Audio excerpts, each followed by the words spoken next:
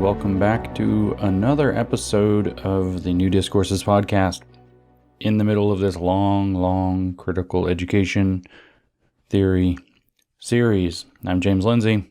We're in the middle of this thing. We're still slogging our way through. I promise there's just 3 more.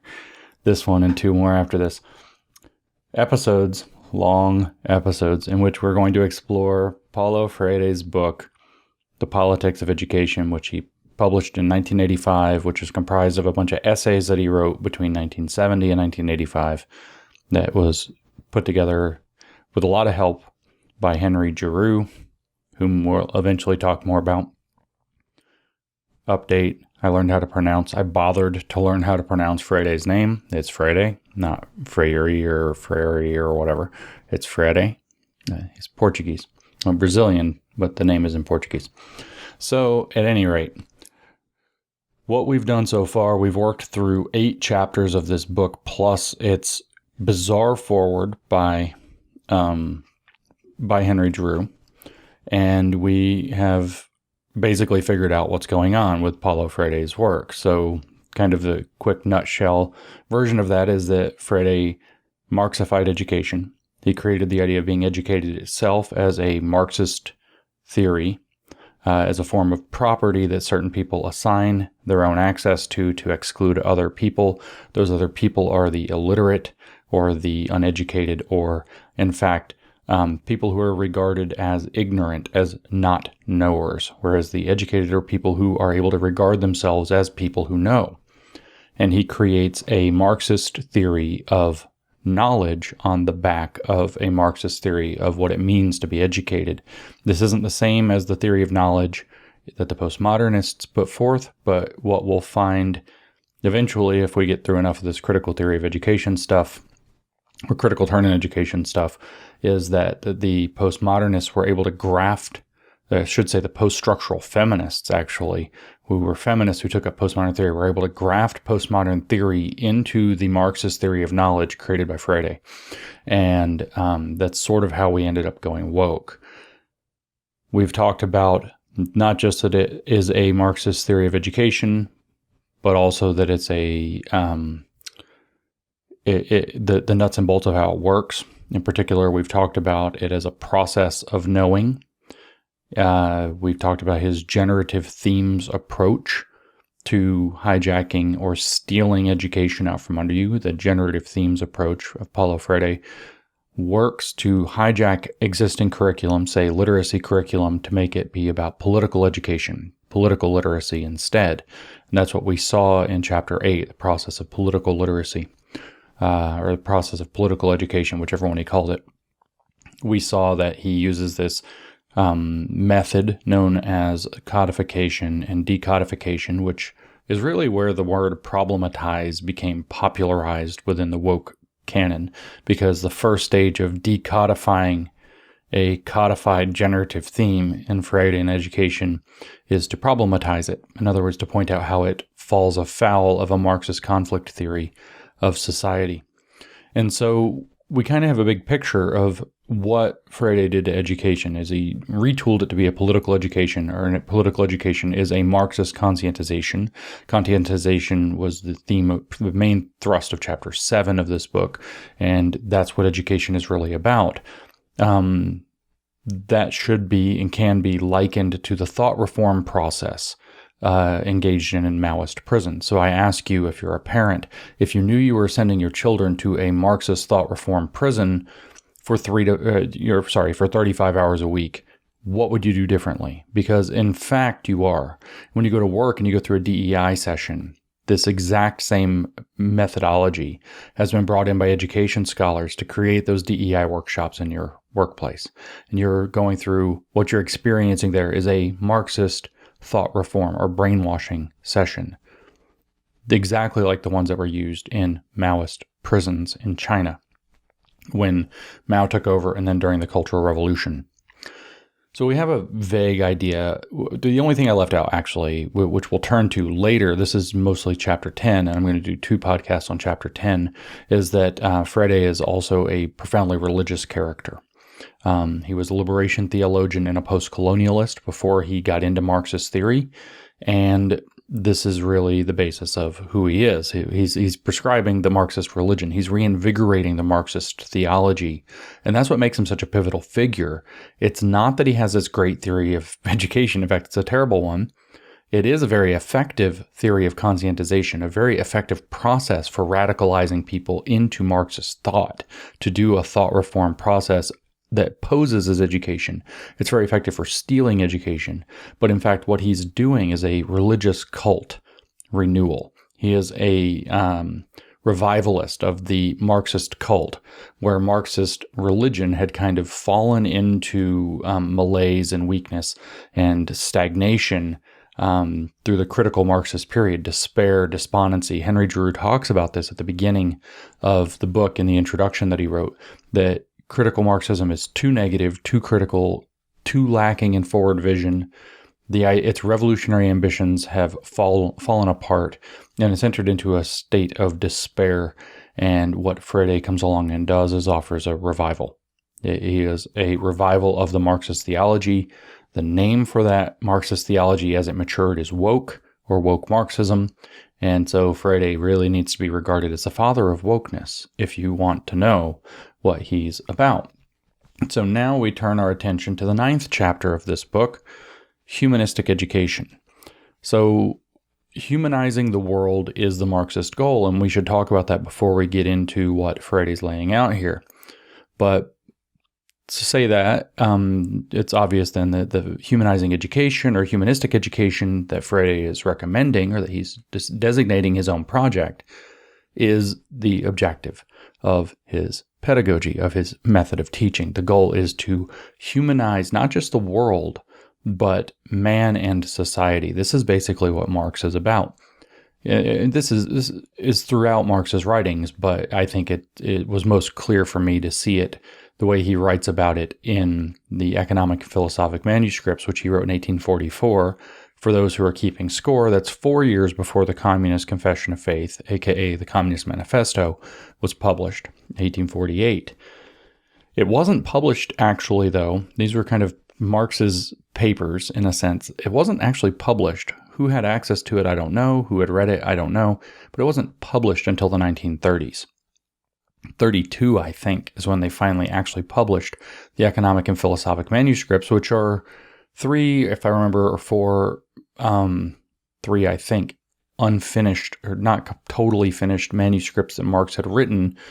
And I think it's very clear, before he wrote the Communist Manifesto, I think it's very clear in these that what he's laying out is the tenets of a religion, of an entire theological worldview that deposes of God, replaces it with an idealized vision of man at the end of history, in the kind of Hegelian sense. And what he says in this Economic and Philosophic Manuscript is that the world as it is not actually suited for man, but man isn't suited for himself either. And so the project that he's actually advocating, all this economic stuff is tangential for Marx. Okay, everybody thinks he was an economic theorist, and it's totally true. He spent basically the rest of his life after the Communist Manifesto working on writing and rewriting Capital and focusing on capitalism and the economic theory, but there's a reason for that. And it's that he's plugging the economic theory for a reason into his religious architecture that he had laid out in his early and middle 20s. The Economic and Philosophic Manuscripts of 1844 were written when he was about 25 years old. And it's a very clear and explicit religious document. It talks about economics. It talks about the communism and capitalism and Adam Smith. But the point that he's making is actually very religious. It's a fundamental concept of man and the world, what it means to be human, how humans are not animals, what it means to be a human in a world without God, what it means to have been created in such a world. This is the essence, really, of the earlier manuscripts. And then later, he's talking constantly about this humanization process. What he says that the division of labor coming into the world did, which works like the fall of man, is that it stole man's ability to know who he really is. It stole man's true nature from himself. The division of labor did. And his true nature is as God's, as a creator, somebody who can envision in his mind something that he wishes to create, then create it in the world, thus establishing this subjective and objective dialectical relationship, blah, blah, blah, blah, blah. But in the process of his theology, through the praxis of his theology, the idea is that you can work your way back to your true nature. You can realize bits of your true nature and work your way back. And that true nature is perfectly socialist. That's the idea. So the perfect world is a perfect garden made to be inhabited by perfected socialist men who are living in a perfected socialist society. See, so Marx believed that praxis changes the world. So man's activity, when theoretically driven, changes the world. So the praxis changes the world, but what he called the inversion of praxis is that the society that you create conditions you. So praxis, you go out and you change society as an activist goal by reflecting on theory and putting theory into practice. But then the inversion of praxis is that the society makes you. So this is that thing I keep saying. Society makes man, makes society, makes man. That's praxis, inversion of praxis, praxis, inversion of praxis. And what you're supposed to be doing is bringing yourself, according to Marx, back closer and closer to your true nature as a human being. You are remembering or recollecting what it means to be human. Remember that Hegel's philosophy was that we have to recollect the Prisca Theologia, that we have to remember the ancient theology that is the one theology that all of the religions and philosophies of the world are attempting to approximate. We have to bring it back together and recollect it through a process of speculation and dialectical practice, where the theoretical and practical ideas are brought closer and closer together with each successive revolution in the idea, until finally the absolute idea awakens, creates the perfect idea that creates the perfect state, that creates the perfect society, and there's no distinction between any of them any longer. Marx just took this into the realm of the man. Man is now the holder of the idea, so the perfected man that holds the perfected idea at the end of history is the kind of deity of Marxism. And what we're doing by our activism, in theory, Marxist theory is a glimpse of what the world is supposed to be. What we're doing is humanizing the world, humanizing ourselves, and humanizing our society by making them all socialist and fit for a socialist king to live in. So humanizing and humanism, as Marx phrased it, are just expressions of the goal of Marxism as Marx envisioned it, as he imagined it, that we've forgotten what it means because of the division of labor, what it means to be truly human. We've been alienated and estranged from our true human nature. And our job is to recollect what that true human nature is through the dialectical process that he took from Hegel, flipped upside down, and made material by putting man instead of God at the peak of it. But no man on his own, absolute man who is a perfect socialist, who can only exist in a perfect socialist society that conditions him through the inversion of praxis back into a perfect socialist, but that can only live in a world that functions according to what a perfect socialist would need. It has to have the productivity levels. It has to have people willing to work. It has to have work be minimally unpleasant, etc., etc. We have to make the jungle into a garden, if you will. So Freudian pedagogy works the same way. Freudian pedagogy, the goal is to have humanistic education. This is what Freire is telling us in this chapter, and this is what this is about. The goal is that for Freire to do what Marx was saying is a matter of knowing that you can do what Marx was saying, and that's the essence of his political education. So you have to be a knower of the word that you use to transform the world. That's his idea. That's literally the thing he keeps saying over and over again in his work. So what you do by learning the political education that he's putting forth is that you humanize yourself as a knower. And then as you slightly humanize yourself as a knower, you can then put that into practice, into the world, to start the humanization process of the world. Okay? And so this is how he starts out. He says, the theme of an essay is not merely what appears on the surface in words. These people write everything in code. He says there's always something hidden, something with a deeper meaning that is the key for complete understanding. Now, he's offering this as a criticism, but listen to what he said.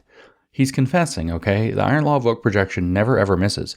The theme of an essay is not merely what appears on the surface in words. There's always something hidden, something with a deeper meaning that is the key for complete understanding. So it's really easy to understand that he's talking about his own writing too. Like by the way, if you read this like 11 times and go read it against George Lukács, and you read it up against Karl Marx, and you read it up against, other people with whom he'd been in traffic, Ivan Illich, and a handful of these other people, Rosa Luxemburg maybe. If you read it against it, well, you can find the hidden message in it.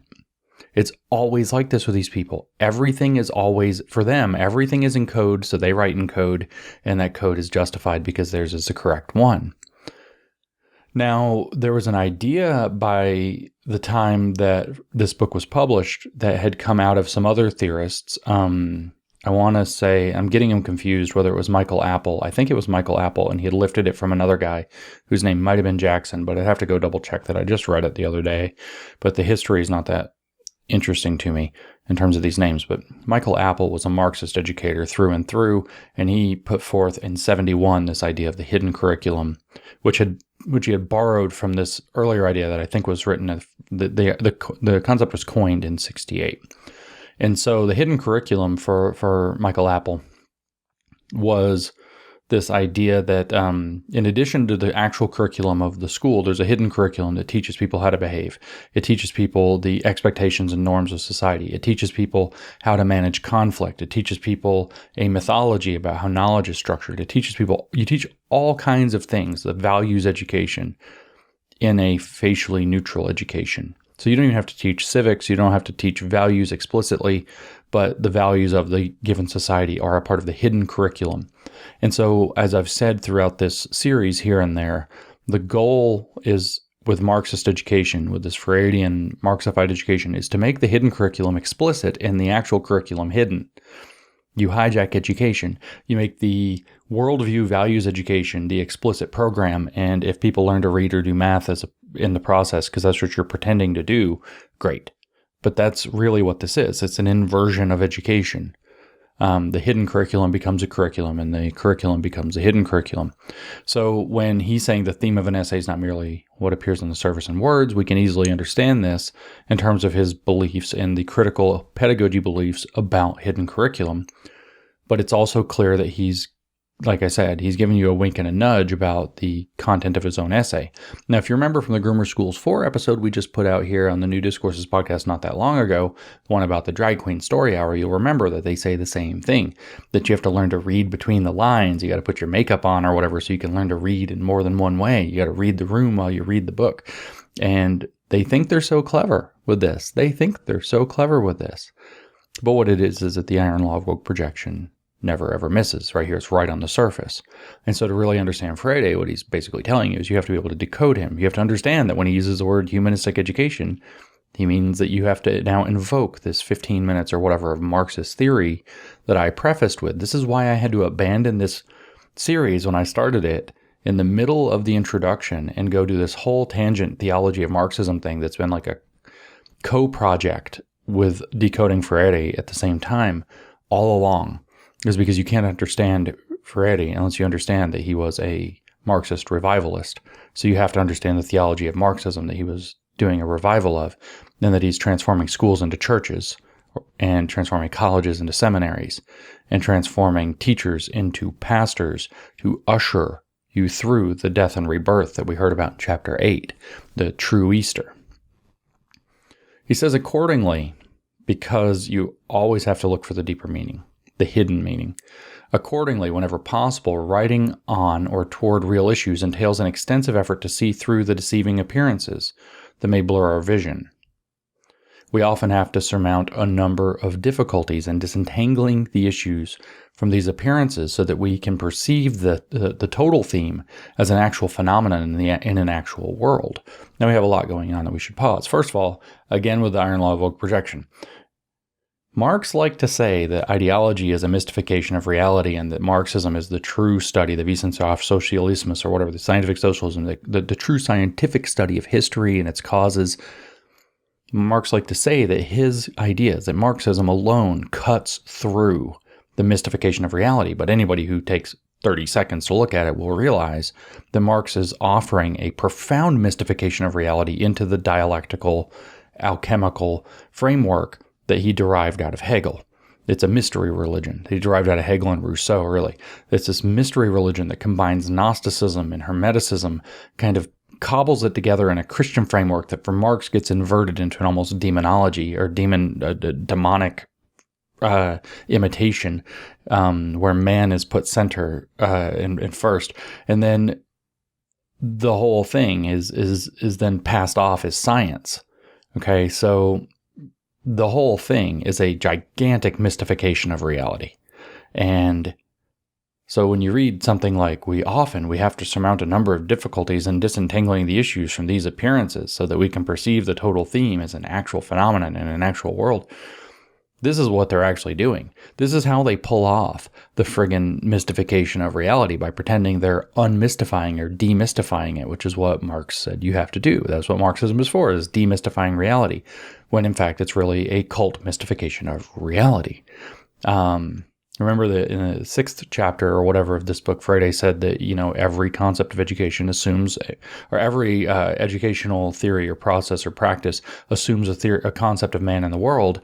And then he says the Marxist one, the subject-object dialective, that man is a transformative being, blah, blah, blah, blah, blah. And then he says that it's self-evident. He actually says all that. If you go back and listen to the relevant episode, the first of the two from chapter 6, where it's about the marginal man and the Marxification of education, you'll hear it. He actually says it. Every theory of education, or every practice of education, assumes a concept of man in the world, and he assumes the Marxist one, and that one's obviously self-evidently true, which is the way that Marxists, when they believe their things, trick themselves into believing they have the only true description of reality that they're then going to foist on everybody else. So this is, the iron law of vocal projection is always a confession. So disentangling their, why do I have a podcast at all? Why do I have a job? Well, my job is disentangling the difficulties and the issues from the appearances that are written in Marxist literature. It often takes me 10 times or so to read, 5 to 10 times, depending. This book, I think I'm on like my 14th reading, to figure out, to disentangle the issues from the appearances. And then here's an example of it, though. We can perceive the total theme as an actual phenomenon in an actual world. Well, what the hell? Okay, actual phenomenon, something really happening in an actual world, in the real world. No. He didn't say real world, and he didn't say true phenomenon or veridical phenomenon or real phenomenon. He said actual. And so you go to the Marxist.org encyclopedia and glossary, and you look up the word actual, and you're like, lo and behold, it has a special definition in Marxism. And it says, well, you have to understand Hegel's view of actuality. And then you go, and there's an entire, chapter of a book that Hegel wrote in impenetrable language explaining what actuality means. And what it all boils down to, as they explained on Marxist.org, is actual is that which has been made to become. It's not which is. It's that which the social process of history has brought into being.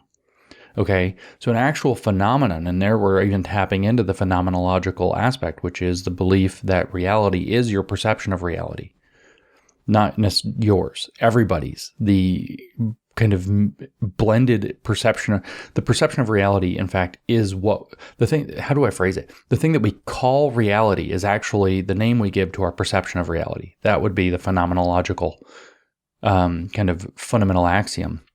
And so you're looking at something that happens in the world as we perceive it, as it was made to be by the social milieu. That's actual phenomenon in an actual world, in a world that was made to be this way by the social processes that led it to be as it is. So much going on here.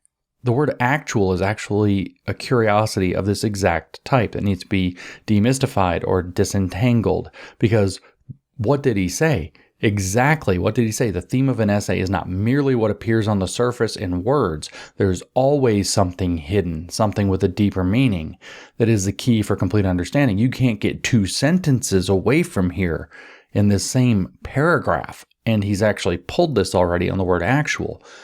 Actual has a very specialized meaning in the Marxist and Hegelian dialectical leftist religion.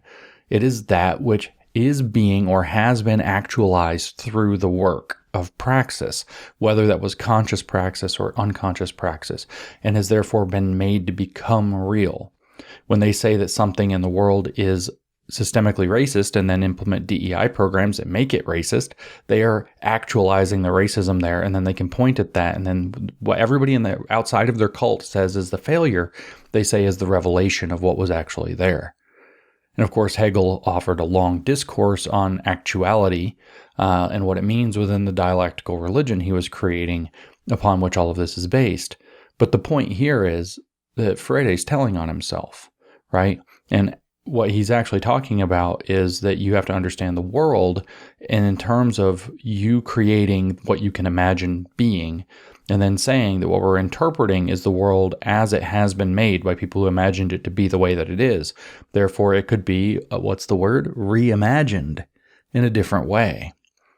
And that's where you hear, well, what's your plan for the schools, woke people? And they say, well, there's going to be a lot of reimagining. They don't know. They don't have the slightest idea. Humanistic education. They don't know. Remember in chapter 7 of this book, Freire said that if you actually know if you're utopian, if your consciousness is utopian, which means it's critical, and then it's critical of the new thing after you're critical, so it's endlessly critical for perpetual cultural revolution. If you're actually utopian, if you know, you can't know where you're going. You can't know what that looks like. He says if you know what the utopia looks like, you'll attempt to, it's not just what the critical Marxists say, or Marcuse, Adorno, Horkheimer. Marcuse is a special case. He's a little more optimistic about utopia. But if you look at Horkheimer and Adorno, they say that the utopia is something you can't speak about, you can't envision. It just cannot be envisioned. Freire's saying something different. Freire's saying that if you imagine the utopia, you will impose it.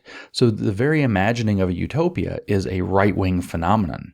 It's not that you can't do it, it's that it's right-wing to do it. It is a conservative, intrinsically reactionary thing to imagine the utopia in the forward direction. And so what he's saying is, so when it comes to the school, you say, well, what is your program to fix the school? They're like, well, we're going to do a lot of rethinking and reimagining, which means they don't know.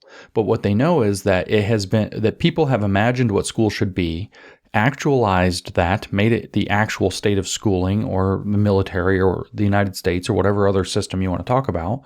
They've actualized that. And now what we need to do is we have to decenter what has been centered by that obviously failed experiment in their mind.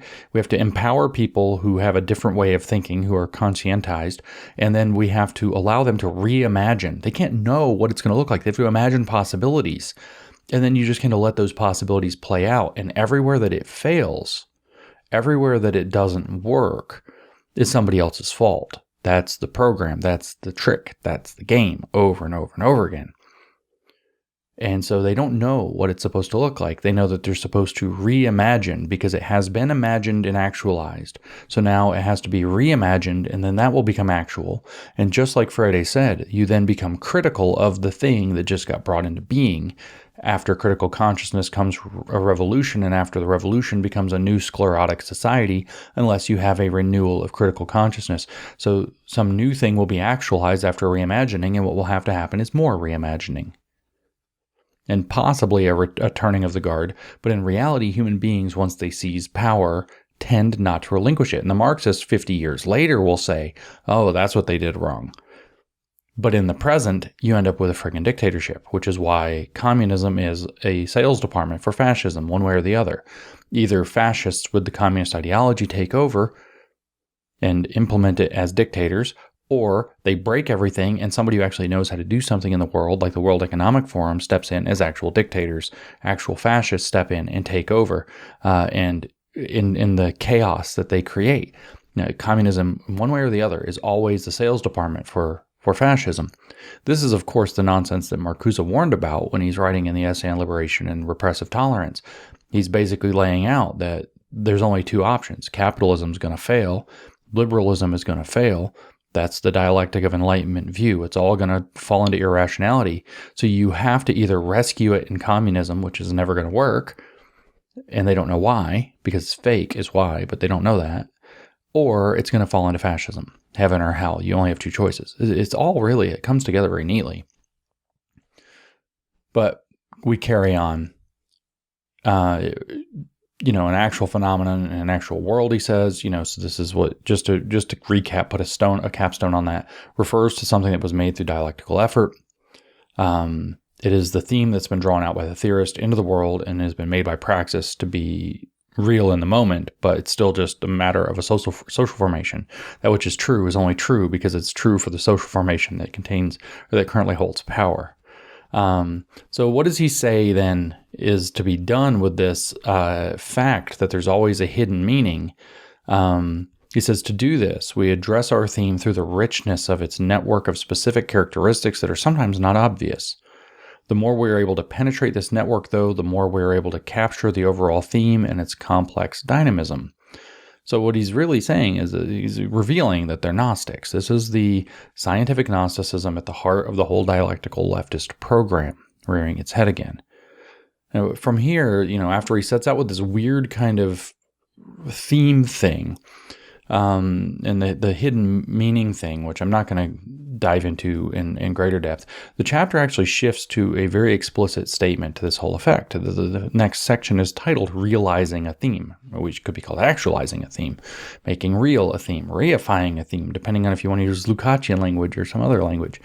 What Freire wants to do or wants to instruct us in is how to use his critical method to correctly arrive at the theme that he wants, to realize it, to actualize it, as a piece of writing. So he says the process, and that's because he's talking about literacy, he's talking about a piece of writing constantly, primers, reading, writing, etc. So he says the process of writing on a particular theme is not just a narrative act.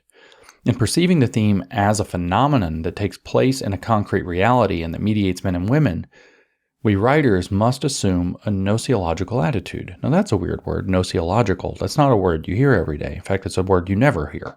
It's a very peculiar word in the kind of genuine sense of it, not in the sense that it's strange, but in that it's peculiar to a specific way of thinking.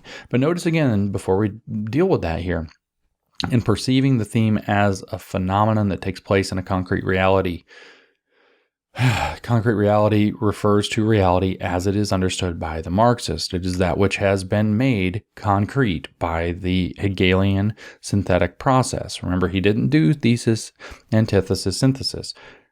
He made it practicable by switching it, even though he was an idealist. Hegel switched it over into that you start with the abstract and you meet it with its negative, usually by encountering that negative in the world, and then you end up with something concrete, which is a concrete understanding of the phenomenon in the world, which means a theoretical, a Marxist, or in his case, Hegelian theoretical, but later Marxist theoretical understanding of the thing that you've run into. So a concrete reality means a Marxist interpreted reality. And the theme itself that's being written, when you write anything down as a writer, you're writing a theme that itself is a phenomenon that takes place in concrete reality. And the point of it is to mediate men and women. It becomes the thing that enables men and women to understand the world that they're in and what they're trying to learn and themselves as knowers. It's just a mediator. The world is a mediator of knowledge for Freire. It's not about learning about the world. It's about using the world to learn about the theory.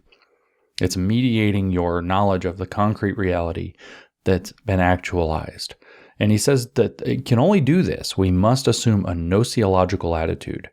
Okay, so the theme is therefore expounding upon something that's occurring in the world as a Marxist perceives the world. That's the first part.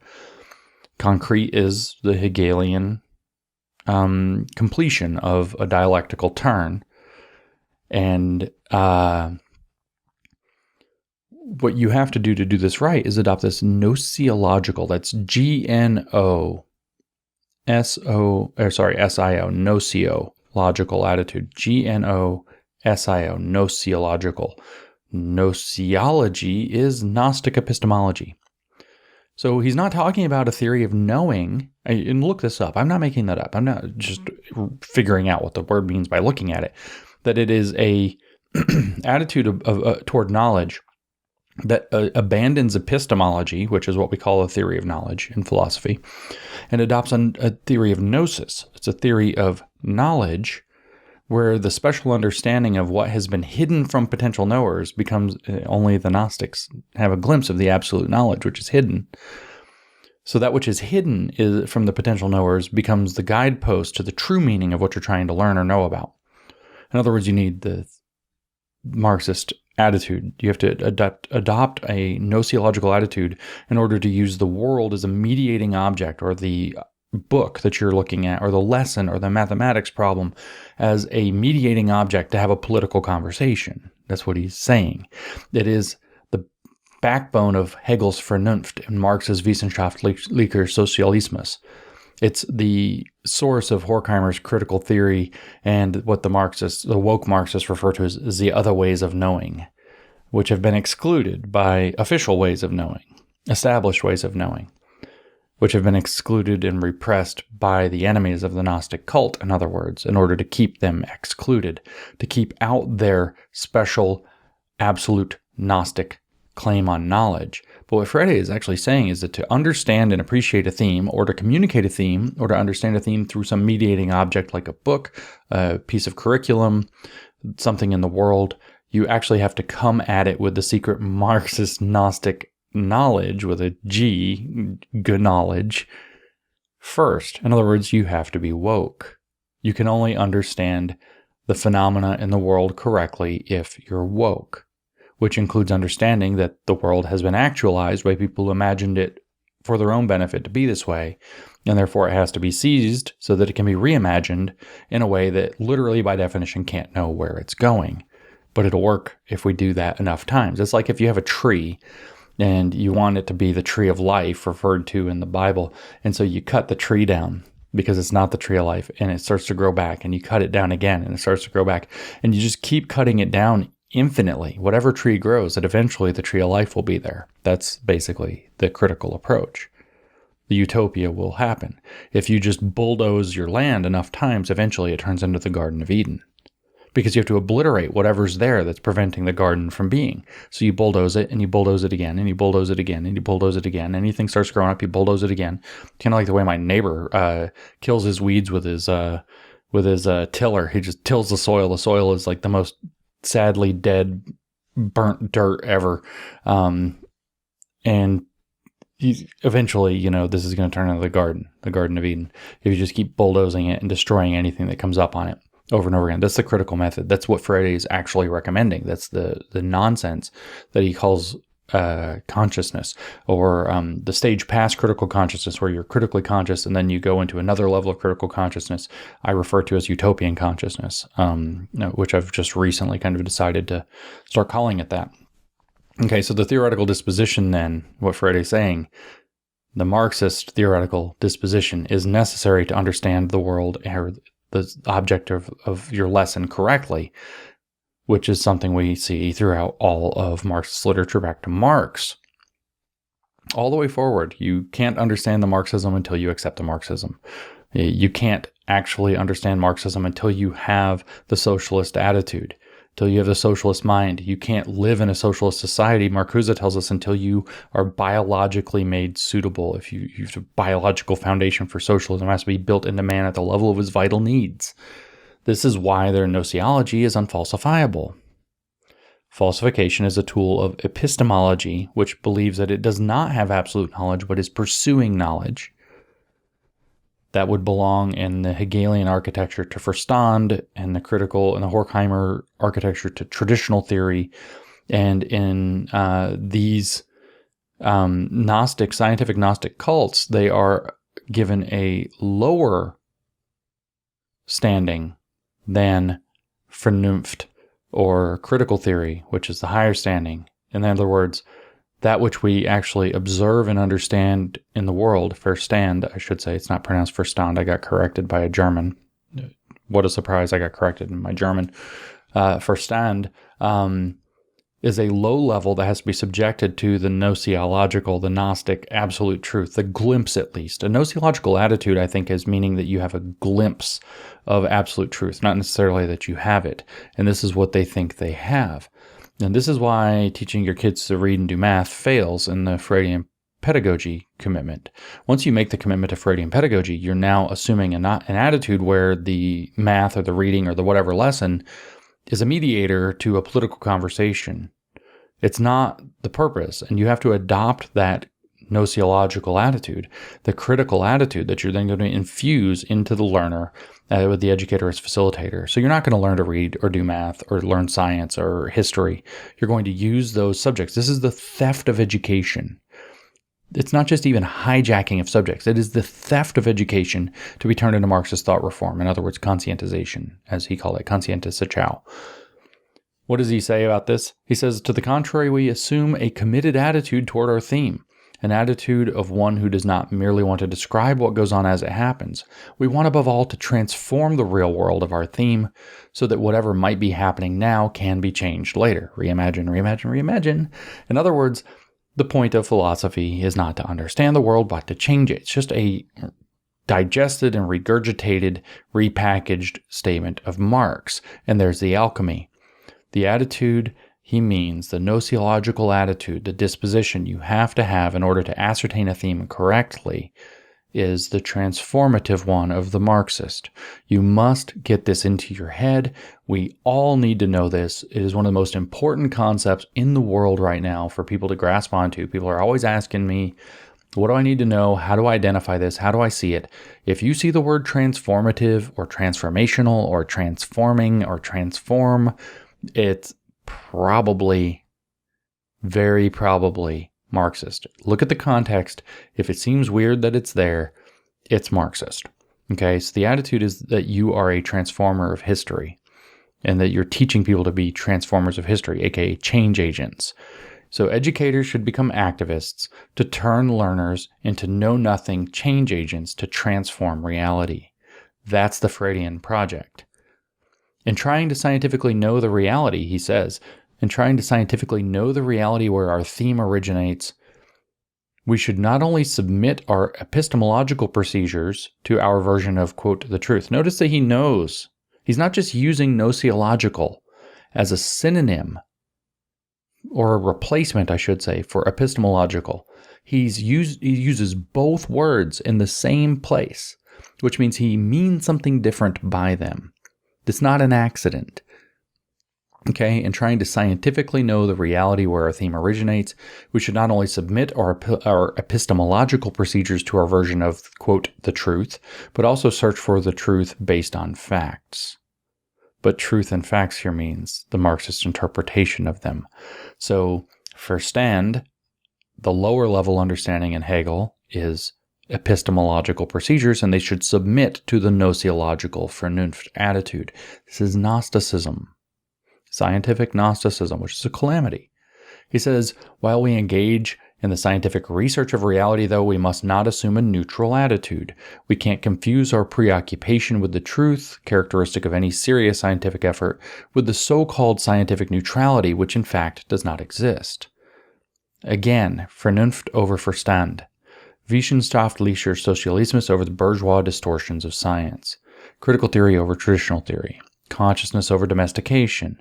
Other ways of knowing over science. The science over science. Again and again and again, we see the exact same theme in different linguistic packages or different lexical forms. But we must engage the scientific research of reality without a neutral attitude. It has to have a gnosiological attitude, which is going to have that Gnostic telos of escaping the prison of reality attached to it. We have to have a Gnostic telos attached. We have to have a Vernunft. We have to have our higher level reason, which Marx condensed into the Wissenschaftlicher Sozialismus, the scientific socialism, is what is necessary. Not bourgeois distortions of science, not bourgeois distortions of education. Rather, the gnosiological version. That's the only way we can use whatever object it is, math lesson, reading lesson, a text, a book, the world, the experience that we have, gnosiologically, in that disposition to conscientize. So he says, our committed but non-neutral attitude toward the reality we are trying to know must first render knowledge as a process involving an action and reflection of man in the world. So you have to do it as a Marxist. That's your gnosiological attitude. By virtue of the teleological character, I told you it's the Marxist telos is attached to this. By virtue of the teleological character and the unity of action and reflection, that is of praxis, by which a man or woman who, quote, transforms the world is transformed, he or she cannot discard this attitude of commitment that in turn preserves his or her critical spirit and scientism. I told you, it's scientific Gnosticism. It's fake science, okay? But the teleological character, let me just pause in case you're not familiar with the word. Teleology means theory of purpose, okay? It means that there's a purpose to everything that you're doing. It's a theory. It could be a theory, a small theory of purpose, like the purpose of the hammer is to drive in nails or to whack things or to defend your house, I guess, at the last need. Then you can decide if it's a good hammer or a bad hammer as to whether it meets that purpose. But what's the purpose of being a human? What's the purpose of being alive? What's the meaning of life? That's a teleological question. And for Marxists, it is to transform the world into the garden, to humanize the world through humanizing ourselves and society and our natural environment around us through our productive work. The worker does it with a hammer. The peasant does it with a sickle. That's the symbol. Okay? And so there's a teleological character to the praxis. There's a purposed intention to the praxis. It has to be going somewhere, which is to rebuild or to humanize the world. That's why it has to have a humanistic education that uses the objects of reality as they are actual, as they have been made by imagining them and building them to be where we are today, has to use the objects of reality as mediating objects to teach the political education that all is not the utopia that it could be. And that's your gnoseological attitude. That's your Vernunft hiding over Verstand, to which Verstand must submit. Understanding, science, traditional theory, etc., must submit to the science, the theory, to critical theory, to the Vernunft, to the gnoseological attitude. Epistemology must submit to gnoseology, to the Gnostic character of it, because that preserves his or her critical spirit and scientism, the belief that science works like a religion. So, again and again, we see this commitment and recommitment to Marxist theology and the underlying ontology, what it means, theory of being, to be a man, what it means to be in the world, what the purpose of the world is. That's the teleological part of that. And that those are bound together. In other words, this is a theology. The key, though, is that you must adopt a non-neutral orientation toward reality because there's a purpose to the course of reality, which in the language of Eric Voegelin is to immanentize the eschaton, which is a fancy word that means bring about the end of the world, the end of history, as it were, so that we can enter into the utopia that exists at the end of history. This is the essential Gnosticism of the dialectical leftist program. This is the goal of its scientism, is to end the world as it is so that it can be reborn as the kingdom of God on earth. And you must have this non-neutral attitude toward understanding and communicating themes in order to be doing genuine work, according to Freire. You're not doing the humanistic education. You're not engaging in humanism unless you do this. And humanism is the Marxist idea. So on this non-neutral attitude, he elaborates, he says, we cannot remain ethically indifferent to the fate that may be imposed on our findings by those who have the power of decisions, but merely yield to science and its interests and subsequently dictate their aims to the majority. The more we get to know the socio-historical reality of the issues in our themes and their dialectical relation with opposing issues, the more impossible it will be for us to remain neutral. Since proclaimed neutrality always involves a hidden choice, we insist that these themes, while historical, incorporate human values and orientations in human experience. So all science, and he actually goes off all science, all social studies, all church, all everything, all teaching is inherently political because it inherently incorporates values, and therefore it inherently has to take those into account on purpose. We cannot remain ethically indifferent, he says.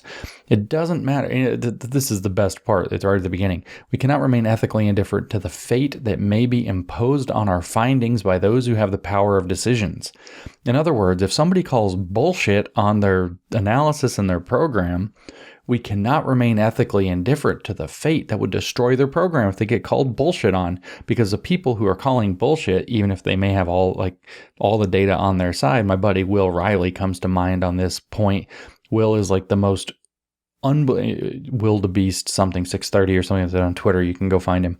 Will is like the most awesomely empirical guy ever. He's like, no, the empirical data show this. No, the empirical data show that. No, the empirical data show this. All the time. And he craps all over the woke stuff, brilliantly with it over and over and over again. Right. And so he comes to mind. So he is, because he has the power of the science, of science, not the science. He has the power of actual empirical evidence on his side. He is the power, though he is one of those who have the power of decisions that will impose a fate upon their findings. Like, yeah, this is bullshit, bro. This is total bullshit. And he says we can't remain ethically indifferent to that fate. We have to continue to push. We can't merely yield to science and its interests and subsequently dictate their aims to the majority. No, you have to have the gnoseological attitude. And he says the more that you get to know the socio-historical reality of the issues in our themes, in their dialectical relation with opposing issues, the more impossible it will be for us to remain neutral. You will not be able to accept that the science actually showed that you're wrong, that the data disagree with you, that reason unmasks you. That would be an ethical failure. Proclaim neutrality, he says, always involves a hidden choice, so we can insist that our themes, while historical, are meant to incorporate human values and orientations and human experience.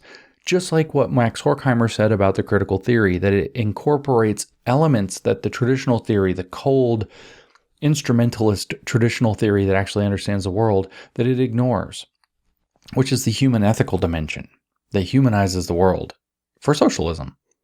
And this is the essence of critical Marxism. This is what we're hearing. There's always a hidden choice.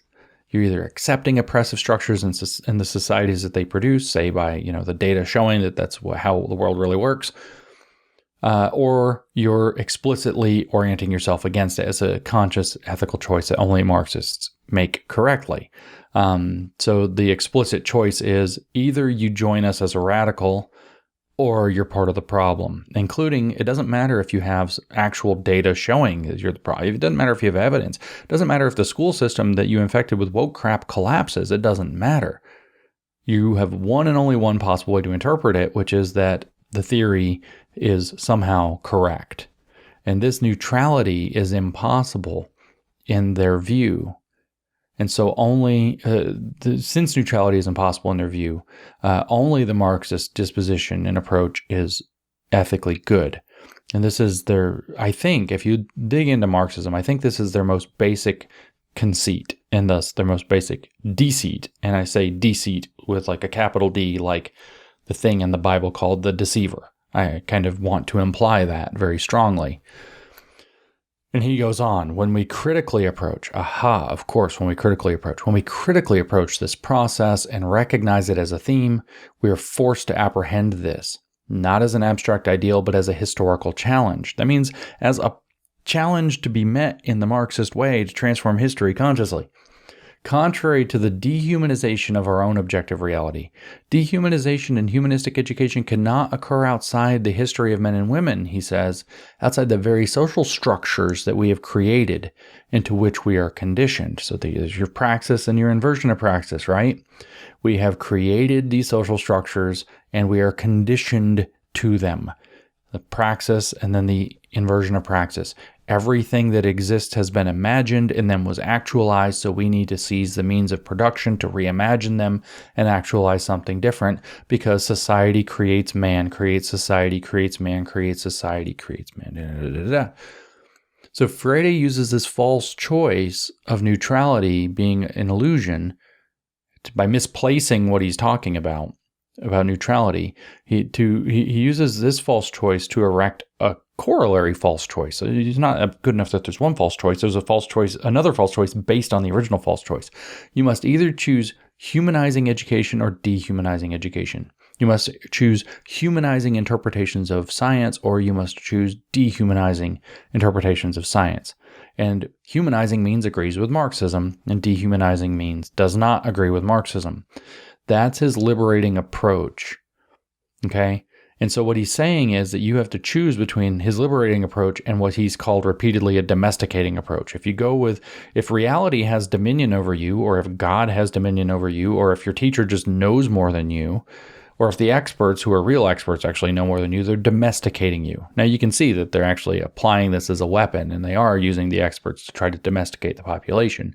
These people aren't totally crazy in pointing out that the powerful people do this, but they believe that it's a fundamental operating system of society and that it's constantly going on in a gigantic conspiracy theory that's not real is the problem. There is a conspiracy currently that is real, and it's probably got some elements of operation, but normally it's not actually that deterministic. And it doesn't have to be that deterministic, and socialism isn't the only way out of that nightmare.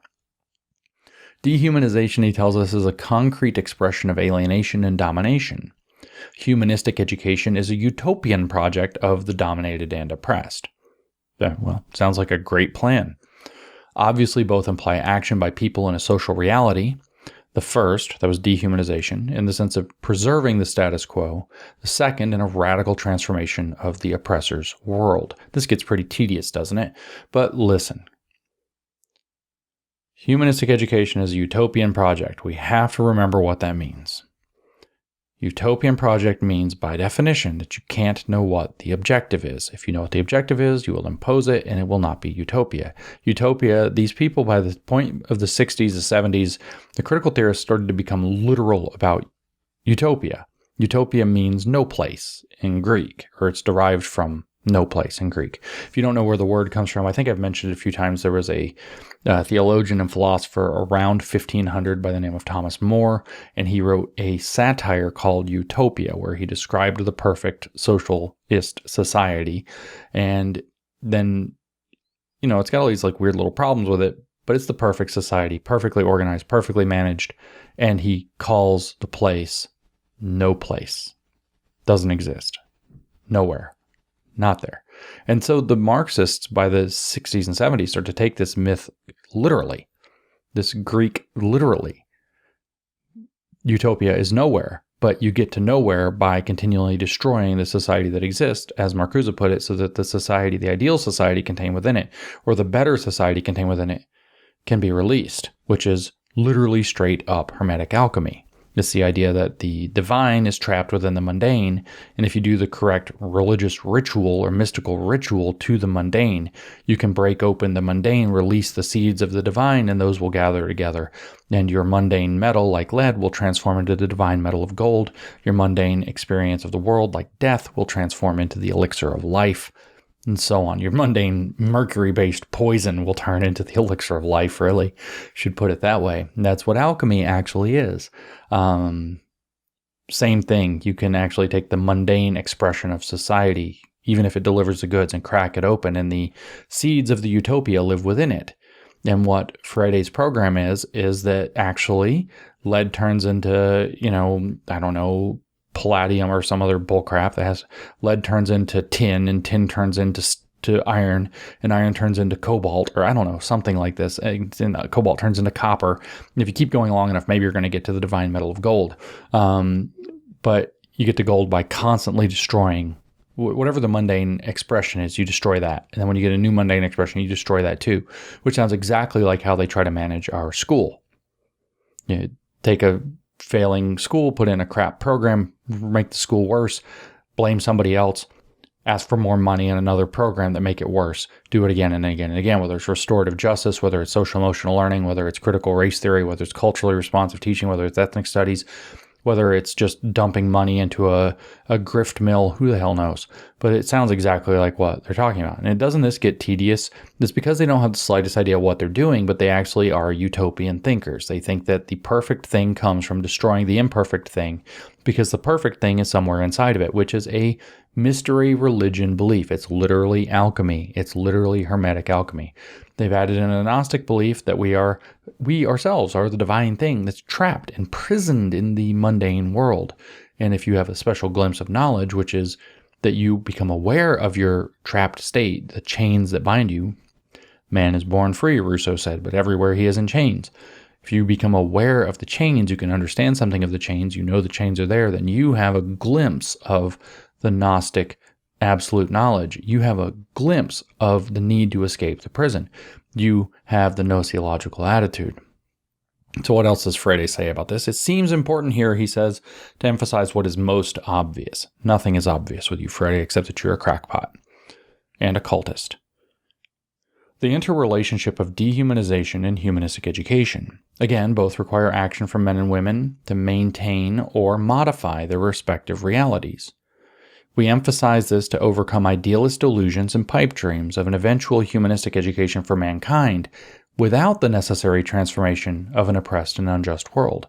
Such a dream actually serves the interests of the advantaged, and readily exposes an ideology that concretizes the welfare syndrome by urging the oppressed to wait patiently for sunnier days, delayed for now, but soon to appear. So what he's done here, both require action from men and women, and they have a choice. They can either maintain or modify their respective realities. And of course, we've just heard that he literally said maintaining realities that exist today is dehumanizing, whereas modifying them in the liberatory direction or the humanizing direction, the Marxist direction, is the only ethical path. And he says, what he's emphasizing, we emphasize this, he says, that they require action to overcome idealist delusions, he says, of an eventual pipe dream, of an eventual education that's humanistic without transforming the world first. He's telling you there's no such thing, and this will be important when we talk about the church, when we go through chapter 10, there's no such thing as an education system, he's saying. No such thing as an education system that is actually liberatory until we transform the world. So the society creates society creates man thing, turns out that that's true here too. Society creates the institution, society creates the institution. It plays out on that level as well. And if you don't understand this, that you actually have to be taking action to end injustice and oppression as people like Freire, in other words, Marxists, see it, unless you're actually taking that action and you think you're reforming the school, what you're actually doing is serving the interests of the advantage and exposing an ideology that concretizes the welfare system. And how does it make things worse? And they literally think that this takes a bad situation and makes it worse because it gives people like their opium. It softens the blow, opium of the masses or whatever, softens the blow of their suffering, takes away their revolutionary impulse, because it urges the oppressed to wait patiently for sunnier days that are just delayed for now but will appear later, which is the message that the powerful want to tell people to buy time to not change things and keep benefiting themselves. So the message Freire is sending here is you cannot help at all until you go fully Marxist. Like he said in the previous chapter, and he's going to elaborate on a lot in the 10th chapter, you actually have to die and be reborn as a Marxist, or you can't do it. You can't actually help. You only do things that serve to help oppression unless you become a full-blown cult member. Humanizing education or humanistic education. Everything else you do will continue to oppress while obscuring the true nature of oppression, and that's really important, obscuring the true nature of oppression and inducing the oppressed into inaction, the opiate of the masses. This is, of course, exactly what critical race theory says about racism. Only critical race theory can actually be anti-racist. Everything else is racism perpetuated and hidden better, while calming down any potential radicals, domesticating potential radicals. The exact same thing Marx said about the role of religion as the opiate of the masses. It enables them to suffer well without their suffering motivating them to the action that would cause them to throw off the society that oppresses them. He says in that, which is the critique of Hegel's Philosophy of the Right, written at the beginning of 1844 and end of 1843, he says there that throwing off religion, the critique of religion and throwing off religion, gives you the need as a human being to take action to throw off the conditions that made religion necessary in the first place, which are the crappy conditions of life where you're suffering. So by throwing off religion, you realize you come to realize, this is Karl Marx saying this, that we only needed to pretend that religion was real so that we could anesthetize ourselves to the fact, that we could numb the pain to the fact of reality. And instead, now that we're facing that pain in truth, we're no longer taking our numbing agent. We can now take on society and end the conditions that made us need to take a palliative in the first place. That's literally what Marx is saying. That's what Freire is backing up here again. He says there is no humanistic dimension in oppression, nor is there dehumanization in true liberation. So he's deepening the false choice. He's deepening the mythology. He's deepening that you must be fully committed to his ideology or nothing else.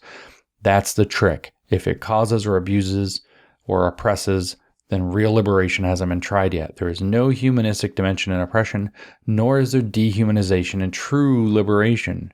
That's what he said, which means if they implement something and it still sucks, there was dehumanization in it, so it wasn't true liberation, and true liberation hasn't been tried yet. He says, but liberation does not take hold of people's consciousness if they are isolated from the world. Liberation, that's what religion would do. It would opiate you. Liberation occurs in their historical praxis when it involves a critical consciousness of the implicit relationship of consciousness in the world. So only critical Marxism, we can conclude, can offer liberation.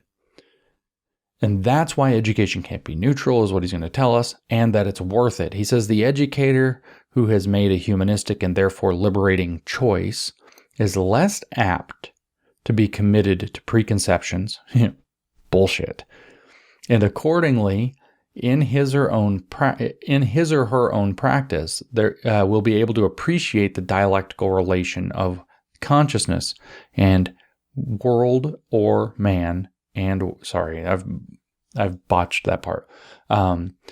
Let me reread that. The educator who has made a humanistic and therefore liberating choice is less apt to be committed to preconceptions, and in his or her own practice will be able to appreciate the dialectical relation of consciousness and world, or of man and world. So the iron law of oak rejection never misses. Your special, spelled with a G, knowledge of the purpose of history and the nature of liberation, but no preconceptions, is basically what you get when you adopt the Marxist consciousness. No preconceptions like that the world is fundamentally stratified in a class conflict, or that man is a transformative being that operates in a subject-object dialectic, and that there's a perfect world that can be obtained through relentless criticism of all that exists, and it's in need of this salvation, or not of salvation actually, but of emancipation from that which keeps it from being gold in the first place, or leaden mundane reality. Yeah, the iron law of oak projection never misses. There is no preconceptions adopted here. Just the ability to get into the dialectical relationship that he said is self-evident, which is the preconception, of course. And so he distinguishes these approaches. He says, in essence, one of the radical differences between education as a dominating and dehumanizing task and education as a humanistic and liberating task is that the former is a pure act of transference of knowledge, whereas the latter is an act of knowledge. So you have a choice. You have a banking education, or you can groom. But all of them are actually grooming, right? Banking education grooms people to fit into the society as it is, and so they have to do a gnosiological or whatever liberating grooming education to groom people into being activists who understand the world on their terms and therefore liberate it. So everything is grooming. Grooming school is everything, and it has to be grooming for humanism. As expected, he says, both these radically opposite tasks, that's domesticating education versus humanizing education, which also require opposing procedures, revolve around the relation between consciousness and the world. In its relation to consciousness in the world, education as a dominating task assumes that consciousness is, and should be, merely an empty receptacle to be filled. Education as a liberating and humanistic task views consciousness as an intention toward the world. Of course, that intention, he puts that in quotes, by the way, that intention is transformation of the world according to Marxism. And it's an intention toward objectives that Marxists aspire to, like utopia, communism, everybody being a Marxist, everybody thinking of themselves in terms of being a Marxist subject, seeing subject meaning yourself and object meaning other people in a fully synthesized socialist way. That's the intention to the world. Well, there's not enough straw in his straw man yet, so he's going to pack some more in here. He says, in the case of dominating education, the captor of existing knowledge negates the active principle of consciousness. So the captor of existing knowledge, right? So people who know things have captured existing knowledge. They've captured it. It's theirs and it's stolen and they hold it and they're not letting other people have it. What you need is like a Prometheus to come in and take it back and give it to the people, right? And that capture of existing knowledge negates the active principle of consciousness. So what he's doing is he's framing education within the existing system as people who have captured knowledge, or something they call knowledge, for their own purposes, negating the actual point of consciousness, the active principle of consciousness. They're domesticating people. So Freire's Gnosticism isn't hiding very well at all, but this is Marxist Gnosticism. So those that are mystified by the ideology and the social structure of existing society are seen as the jailers of mankind, just like old school Christian Gnostics, for example, saw the God in Genesis. I don't know if you know that story. Very briefly, they think that there is a true deity behind the deity, that God in the story is some kind of a demigod or even a demon who has imprisoned humanity, doesn't want humans to realize that they are beings like himself, therefore keeps them away from the fruit of the trees of knowledge and of the knowledge of good and evil and the tree of life, which would give him the ability to be an ethical knower and the ability to live forever. So humans become the pets of this demon in the garden, but if they were to eat of those trees, they would realize that they're actually the same thing, and so they are jailed within the garden by this jailing demon that calls himself God, and then when they disobey the rules by eating the fruit of the tree, they get thrown out of the garden, and they are jailed in the world and jailed in their bodies, high trans activism, as a result. And so the jailer is still the thing that they call God. And so what Freire's doing, like what Marx did, is he set it up that the privileged in society are the jailers. They've captured knowledge, they've captured private property, they've captured capital, they've captured whiteness, and they're holding it captive. And they use it to negate the activity of consciousness of everybody else, to keep them from knowing who they really are, to keep them jailed up in the flungness of their being and the oppression that they have, so that the lower class cannot become like the people in the upper class who have captured the flame of knowledge or the property of whiteness or the private property of capital, blah, blah, blah.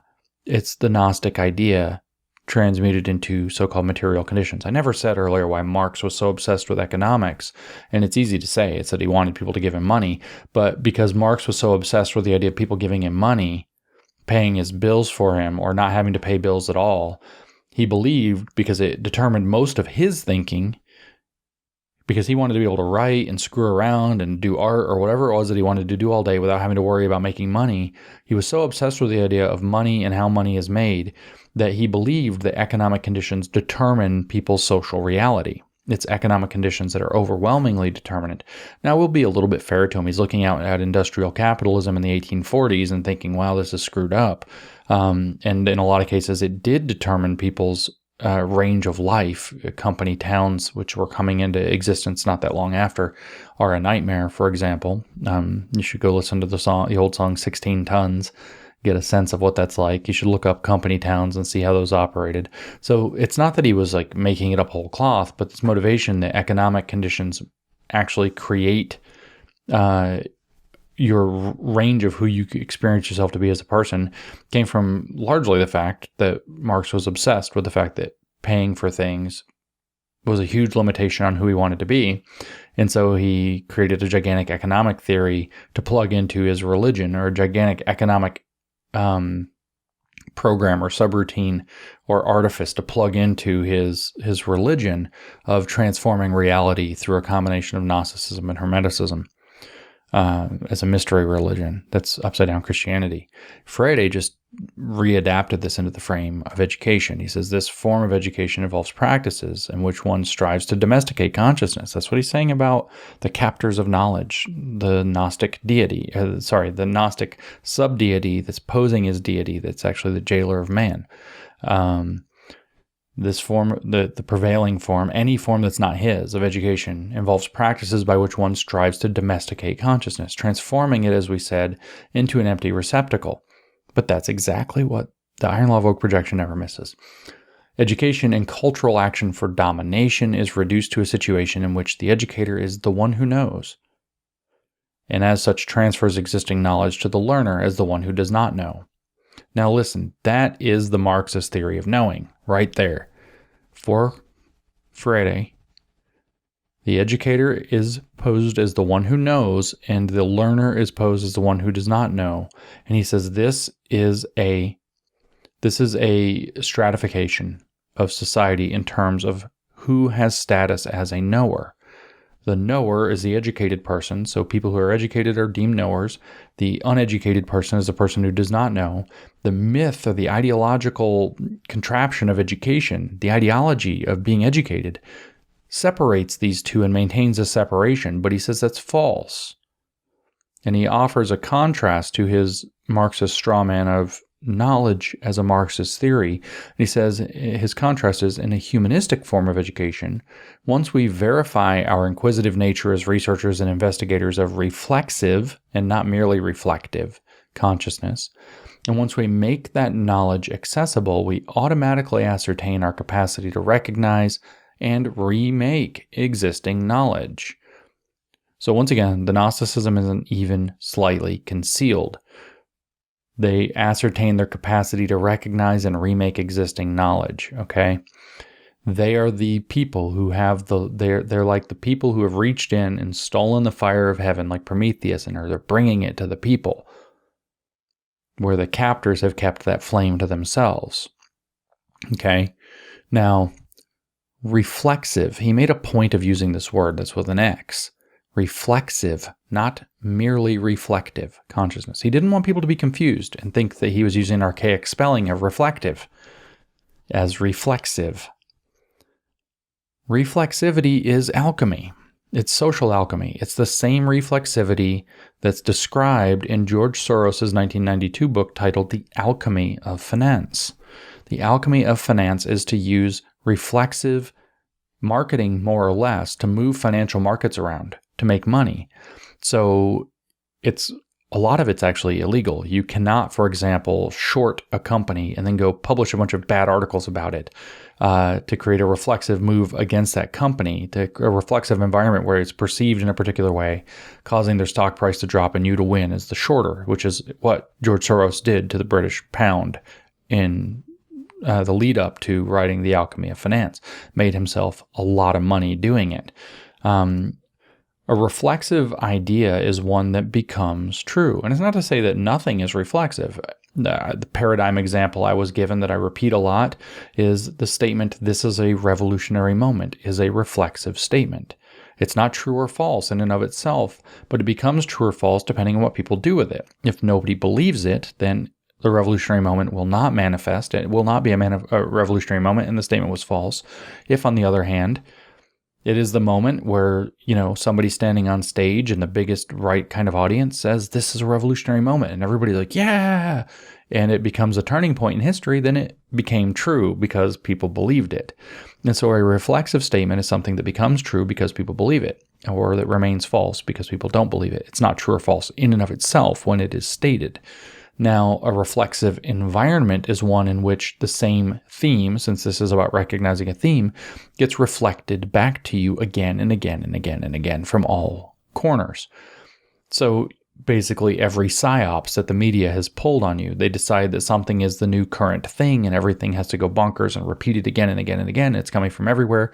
It's on TV, it's on the news, it's in your shows, it's coming in from your kids' education, it's coming down from your boss at work. It's everywhere. It's just the new thing that everybody has to think about. The current thing is made a thing by being the object of a reflexive environment. It's being willed into existence dialectically. And so he says, humanistic form of education, once we verify our inquisitive nature as researchers and investigators of reflexive consciousness, of the fact that we make our consciousness by believing it and then manifesting the prophecy in reality, by making it so ubiquitous around us and so by coming to believe our own prophecy, by speaking the word to transform the world, as it were. When we realize the reflexive capacity, the alchemical capacity that we have to do the magic spell to transform our consciousness and thus transform the world, when we believe our own bullshit, when we smell our own farts, whatever metaphor that you want, that is when we automatically ascertain our capacity to recognize or to remake existing knowledge, he says. And that's the point of his humanistic form of education, is to recognize and remake existing knowledge. Moreover, he says, we can identify and appreciate what is still unknown.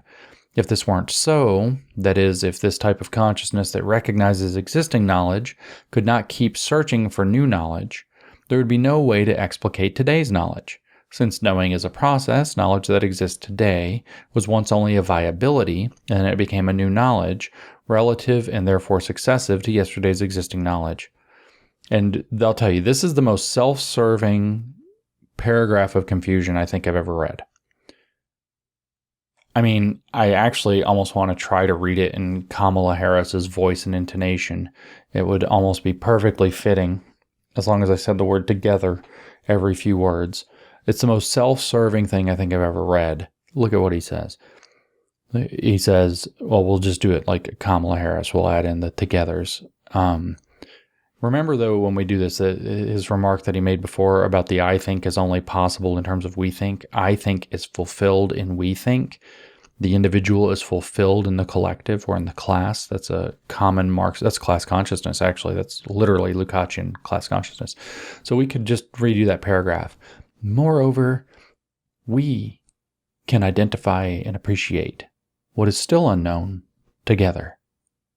If this weren't so, that is, if the type of consciousness that recognizes existing knowledge together could not keep searching for new knowledge together, there would be no way to explicate today's knowledge together. Since knowing is a process we do together, knowledge that exists today was once only a viability, and then it became a new knowledge. We came to together, relative and therefore successive to yesterday's existing knowledge, which we knew together and went beyond together. Now, I make jokes, right? But listen to what it really says.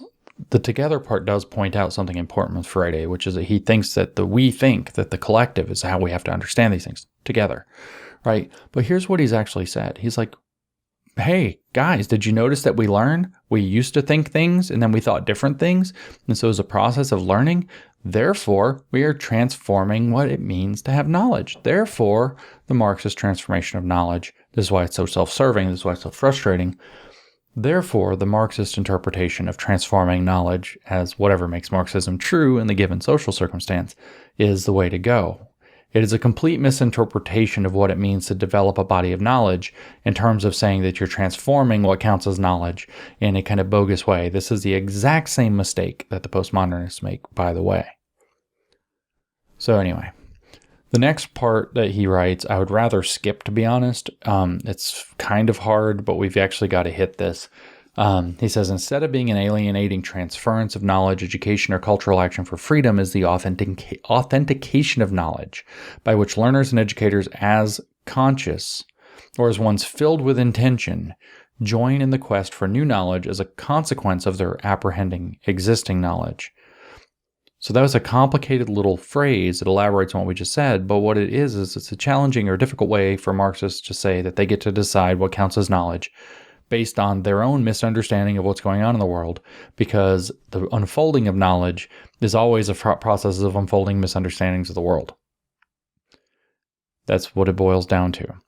But again, he says, if education as a practice of freedom is to achieve this understanding of existing knowledge in the search for new knowledge, it can never do so by treating consciousness in the same way dominating education treats it. So you can't just teach Marxism, he's saying. You have to Marxify education into a system of cult thought reform. And that's what Freudian pedagogy is, right? That's what he says. Education as a practice of freedom, he said, is to achieve this understanding of existing knowledge in the search for new knowledge. And you cannot do it by treating consciousness the same way that domesticating education treats it. You have to actually treat the concept of knowledge in the Marxist way before you can approach the concept of educating in a Marxist way. The educator, he says, who makes a humanistic choice must correctly perceive the relationship between consciousness in the world and man in the world. He has to understand things as a Marxist. A liberating form of educational practice, he says, by definition proposes an archaeology of consciousness. Through their own efforts, people can remake the natural path where consciousness emerges as the capacity for self-perception.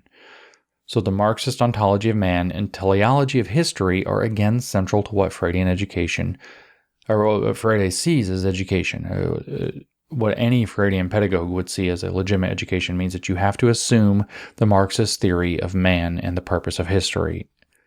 And he calls this the process of humanization, which he says into Portuguese for some reason or another, which is to humanize the man, humanize the society, and humanize the world.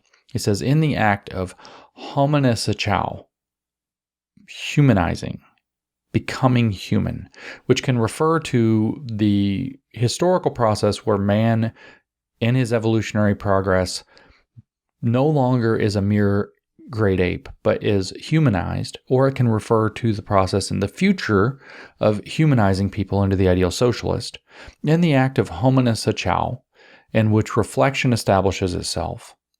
One sees the, quote, individual and instantaneous leap from instinct to thought. That's what sets us apart from animals. We have thought instead of mere instinct.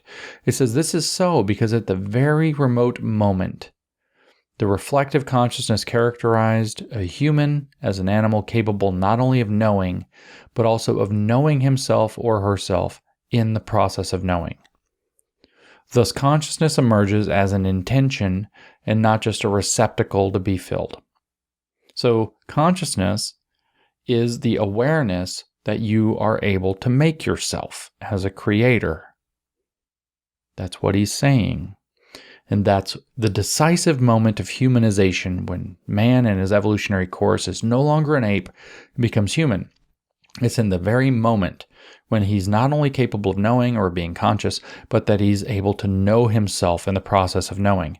This is so freaking cheap. It's exactly what Marx said about consciousness, that what sets man apart from animals is not about knowing, it's about consciousness. All he's done actually is translate Marx's view of consciousness into the concept of knowing, right? If you know, then you're conscious. And I think, therefore I am, or something. And so what Marx said is that what distinguishes man from animal is that he's not only conscious, but he's conscious of being conscious. He's conscious of the process of his consciousness. That's what makes man unique among all the animals. That's what makes him human. That's what makes him different. That's what he's saying here. In the moment of the act of humanization is when the human as an animal becomes capable not only of knowing, but of knowing himself in the process of knowing himself as a knower. Thus, consciousness emerges as intention and not just a receptacle to be filled. So this is a religious view of what it means to be human. And the existential scream that I've referred to a few times, we are not just animals, of Marxism is heard very clearly yet again. Again, the intention, though, that he refers to, that's impregnated in the act of knowing, and knowing that you know, or consciousness, and being conscious of being conscious, the intention of deepening knowledge or deepening consciousness of what we truly are, the intention is to transform the world and man into a higher order thing through sublation, through Aufheben. It is to become Marxist and thus to become socialist man, where we've truly realized who we actually are, what it is that makes us human, which is being conscious of being conscious. And being conscious of being conscious, we realize that we're conscious of ourselves as socialists. This critical perception, he says, obliterates the simplistic dualism that establishes a non-existent dichotomy between consciousness and the world. See, he says consciousness and the world, they're not different. They're part of the same thing. So he's trying to solve the hard problem of consciousness, Paulo Freire is, using Marxism to do it. That's what they claim that they have. This is at the heart of their religion. On the other hand, it corrects the mistaken notions that breed naive consciousness. Ideologized. There we go. So let me reread that. On the other hand, it corrects the mistaken notions that breed naive consciousness, ideologized in the structures of domination, such as the perception of consciousness as an empty receptacle. So everything else is an ideology.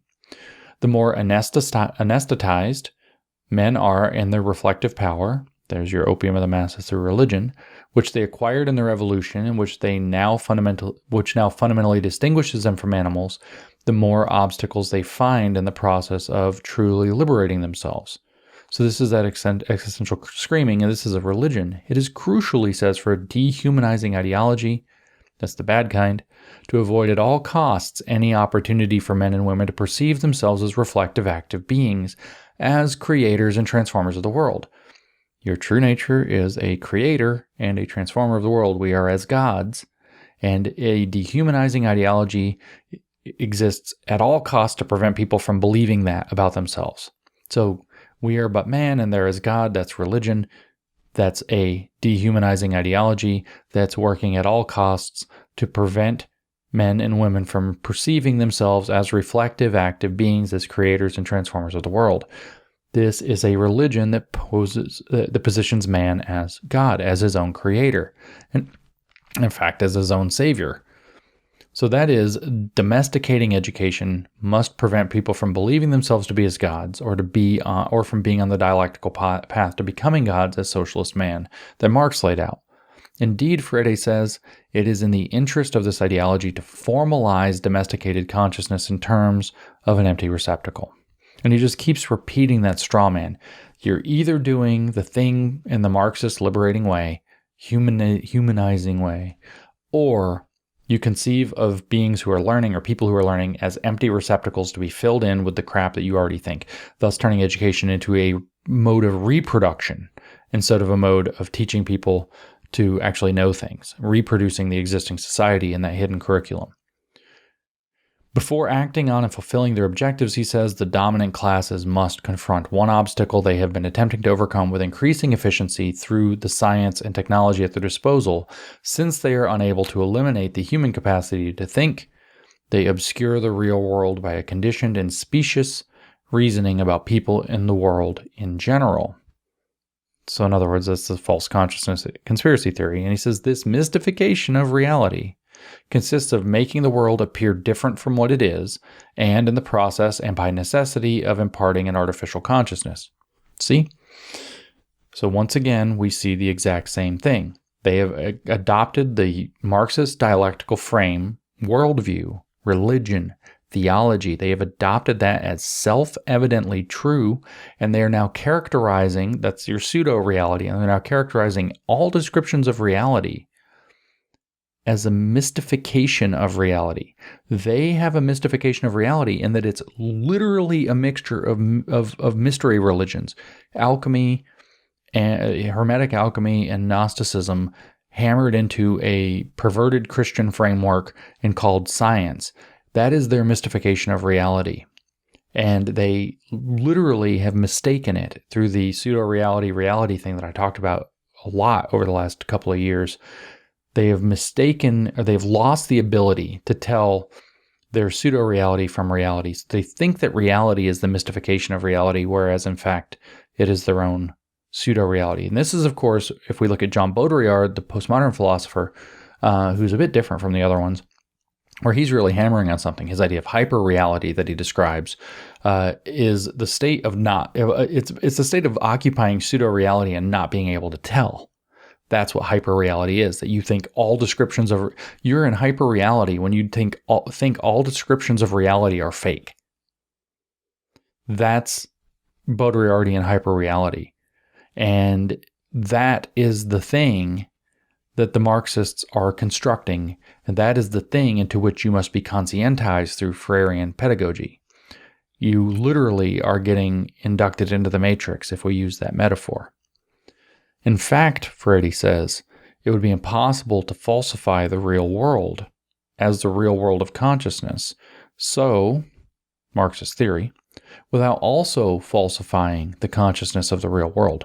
It would be impossible to falsify the real world as the real world of consciousness without falsifying the consciousness of the real world. One does not exist without the other. So in other words, what he's saying is that domination must create false consciousness in order to suppress Marxist consciousness. That means that only Marxist consciousness is able to break free of false consciousness. So everything opposing Marxist consciousness, or different than Marxist consciousness, comes from false consciousness, an artificial consciousness of reality. So concepts like white fragility, privilege-preserving epistemic pushback, other ways of knowing, decolonizing, willful ignorance, epistemic violence, etc., etc., etc., etc., all come to mind as the ways that they are trying to describe this phenomenon that they think is well, basically, it's how they're trying to paper over the fact that they have the mystification of reality, and they want people to believe that it's the only true description of reality. They're trying to paper over the fact that they live in hyper reality, and they're trying to drag everybody else into hyper reality. Problem is if you live in hyper reality, you don't know what reality is anymore, which is what Yuri Bezmenov called demoralization, when you can no longer tell what reality is. Other people call it psychopathy. They are wanting to drag everybody into that frame so that we can build the utopia they believe happens when we all occupy that frame. The mythical element, he says, introduced here does not actually forbid people to think. Rather, it makes the critical application of their thinking difficult by affording people the illusion that they think correctly. Propaganda establishes itself then as an efficient instrument for legitimizing this illusion, and through it, the dominating classes not only proclaim the, quote, excellent quality of the social order, but also impugn any expression of indignation toward the social order as, quote, subversive and dangerous to the common welfare. Thus, mystification leads to the, quote, sacredness of the social order, untouchable, undiscussable. Any who question the social order must be punished one way or another. They are labeled by similar means of propaganda as, quote, bad citizens in the service of the international demon. The international demon is communism, by the way. What he's saying is anybody who tries to call out the Marxists is just trying to make the existing oppressive society sacred, unquestionable. They can't possibly have a point. They're just trying to legitimize the illusion. Reality and hyper-reality get switched, or reality and pseudo-reality get switched in their positions when you occupy hyper-reality, according to Baudrillard. They live in hyper-reality, and they're trying to claim that everybody else lives in the false reality, and they live in the real reality. And they say that anybody who tries to call them out, or so anybody who tries to be a Marxist, who break free of this, gets labeled terrible things, like subversive and dangerous to the common welfare, or as bad citizens in service of, he doesn't say communism, he says the international demon. He then, at this point, cites Dom Helder Camara, the Red Bishop, the Marxist bishop who was mentored not just to Freire, but also to Pope Francis and also to Klaus Schwab. And Klaus Schwab brought Dom Helder Camara to Geneva, or to Davos actually, to speak at the fourth meeting of the World Economic Forum in 1974. Almost couldn't get away with it. If you listen to Klaus Schwab has a video where he's describing this himself, and he almost couldn't get away with it because Dom Helder Camara was regarded as a communist, and it was therefore illegal at the time in 1974 for him to speak in Switzerland because he was a communist. And so the international demon here is communism and any specific communist who is being effective. As it turns out, Freire worked with Dom Helder Camara a little bit in Recife before they both left Brazil, but he worked with Dom Helder Camara much more significantly in Switzerland because in the 70s, and in 1970, in February of 1970, Freire left. He was at Harvard at the time, and he left Boston and went to Geneva to work for the World Council of Churches, where he stayed for 10 years, making frequent trips back and forth to the United States in the meantime. But he lived primarily in Geneva for 10 years. And when Camara came over via Klaus Schwab to Davos, to Switzerland, they worked together again rather significantly. Kind of an interesting little piece of history. In the final section of this chapter, Freire turns to society and education, and the iron law of woke projection, which is already at festival levels, hits something of a peak, believe it or not. This is a really weird section. He says, it is characteristic of the permanent search for humanistic education that the more you have freedom to criticize, the more necessary is the sacredness of the domesticating social order for its self-preservation. So he's saying as freedom increases, so does the conspiracy theory, and you can guess where this is going. It says, for this reason, all attempts at mystification obviously tend to become totalitarian. That is, they tend to reach all human endeavors. So what he's saying is, as freedom increases, the secret hidden totalitarianism increases. But of course, the iron law of woke projection has almost overloaded at this point. It's gone tilt. And we can use that to realize that Freudian pedagogy means a Marxist mystification in order to establish totalitarian control, exactly like we would have seen in Mao, where, whom he praises a lot for exactly this. This is why I and others call Marxism a totalizing ideology. This is why Robert J. Lifton, in his book Thought Reform and the Psychology of Totalism, describes the Maoist experience of brainwashing as a totalizing program. So in Confession by Projection Fashion, Freire confirms that his Marxist cult thought reform program must also be totalizing. No category, he says, no category or enterprise can escape falsification because any exception might become a threat to the sacredness of the established order. In this sense, schooling at whatever level plays one of the most vital roles as an efficient mechanism for social control. And all I want to say here is indeed, right? So he's saying that the society won't allow anything to be Marxified, falsified through Marxism, because any exception becomes a threat to the sacredness of the established order. That's what the dialectic of enlightenment is talking about, that the enlightened liberal society itself becomes a mythology, a reified mythology. Rationality becomes irrationality and maintains itself as a giant mythology that upholds the established order and doesn't allow anybody to question it. The civic religion of the liberal order becomes absolute, is the conspiracy theory that they're throwing down. And he says, so schooling at whatever level plays one of the most vital roles as an efficient mechanism for social control. He says, so schooling is made to control people into recreating, repurposing, reproducing. That's the word I was looking for. I knew it was a word. Reproducing the existing social order and thus maintaining the order that's protected by that mythology. But of course, the iron law woke projection is here too.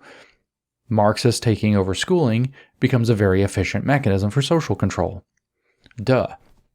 He says, it is not hard to find educators whose idea of education is, quote, to adapt the learner to his environment. And as a rule, formal education has not been doing much more than this.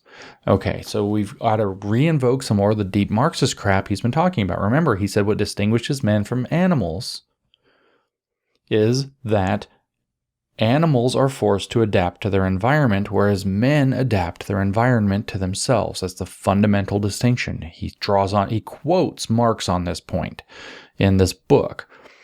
So what he's saying is it's not hard to find educators whose idea of education is to adapt the learner to his environment. In other words, to domesticate him like an animal. And as a rule, formal education has not been doing much more than this. That's what he's saying. That the schooling that we have adapts the learner to his environment. It teaches him to succeed in the existing society. That's all education as we normally conceive of it. Formal education, it's all it really does, is adapts the learner to his environment. In other words, it steals what makes him fundamentally human and reduces him to the quality of an animal or a machine, just like Karl Marx said in 1844. And this is the same justification that they give for why they need groomer schools. Kids, they say, are groomed into their religions. Parenting is a form of grooming itself, so they need to groom in schools. Kids, they tell us, already see porn and encounter sexuality. Therefore, they need to teach those things in order for kids to correctly contextualize them, to correctly understand them. Kids see porn on the internet. Kids see sexuality out in the world, so they need teachers to teach sexuality, comprehensive sexuality education, in order for them to understand it correctly. The parents can't be trusted to do that.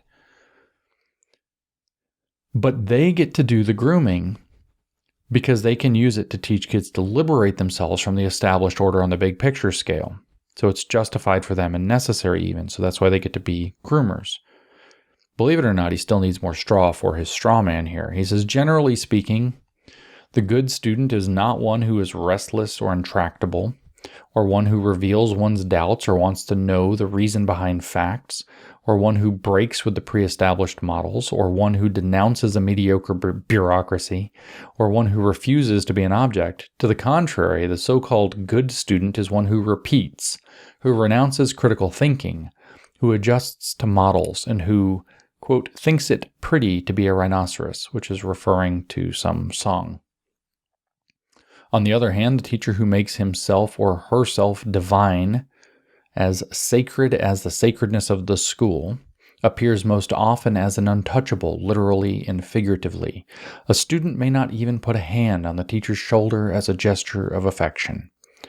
This intimacy of mortals would threaten the necessary distance between teacher and students. Students, after all, should do nothing other than receive the contents that the educator transfers to them, contents that are impregnated with the ideological character vital to the interests of the sacred order, the existing society. So he wants students and teachers to touch each other? Okay. He's kind of going full groomer schools here then all the way. But I don't think he's really like that. Maybe he is, I don't know. But then he gets weird.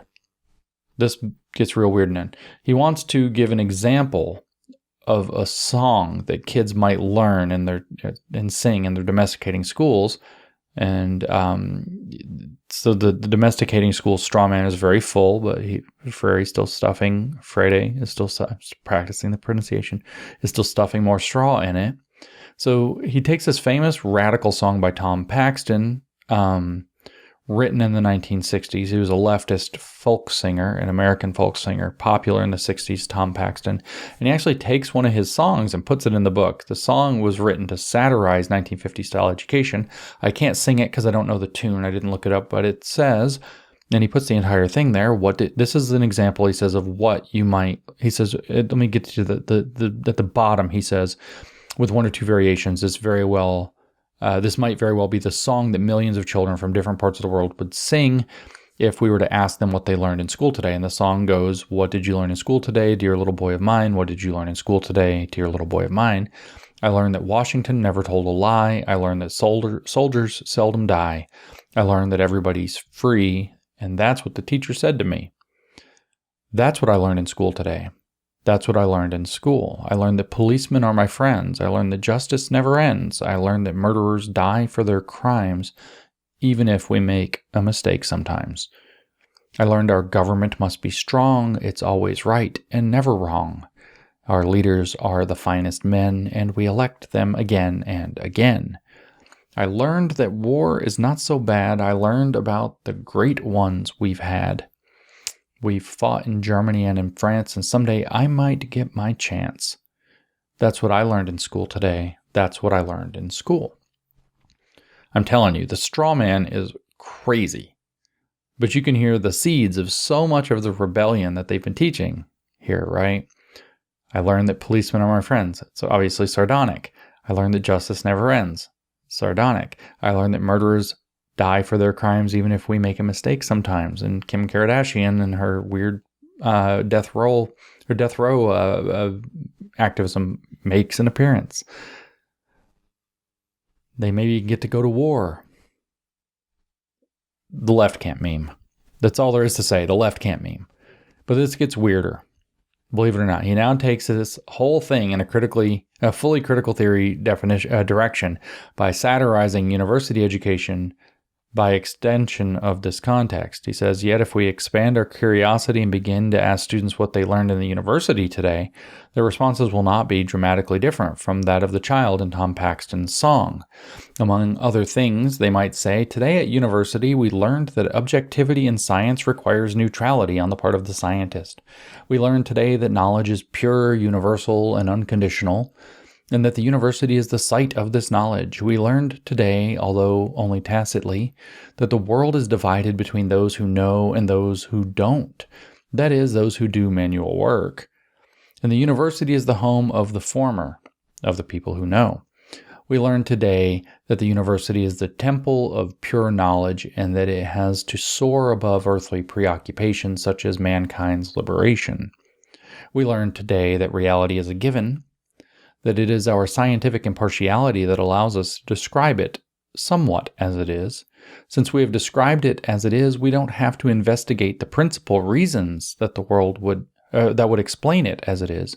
But if we should try to denounce the real world as it is by proclaiming a new way of living, we learned at the university today that we would no longer be scientists but ideologues. We learned today that economic development is a purely technical problem, that the underdeveloped peoples are incapable, sometimes because of their mixed blood, their nature, or climatic reasons.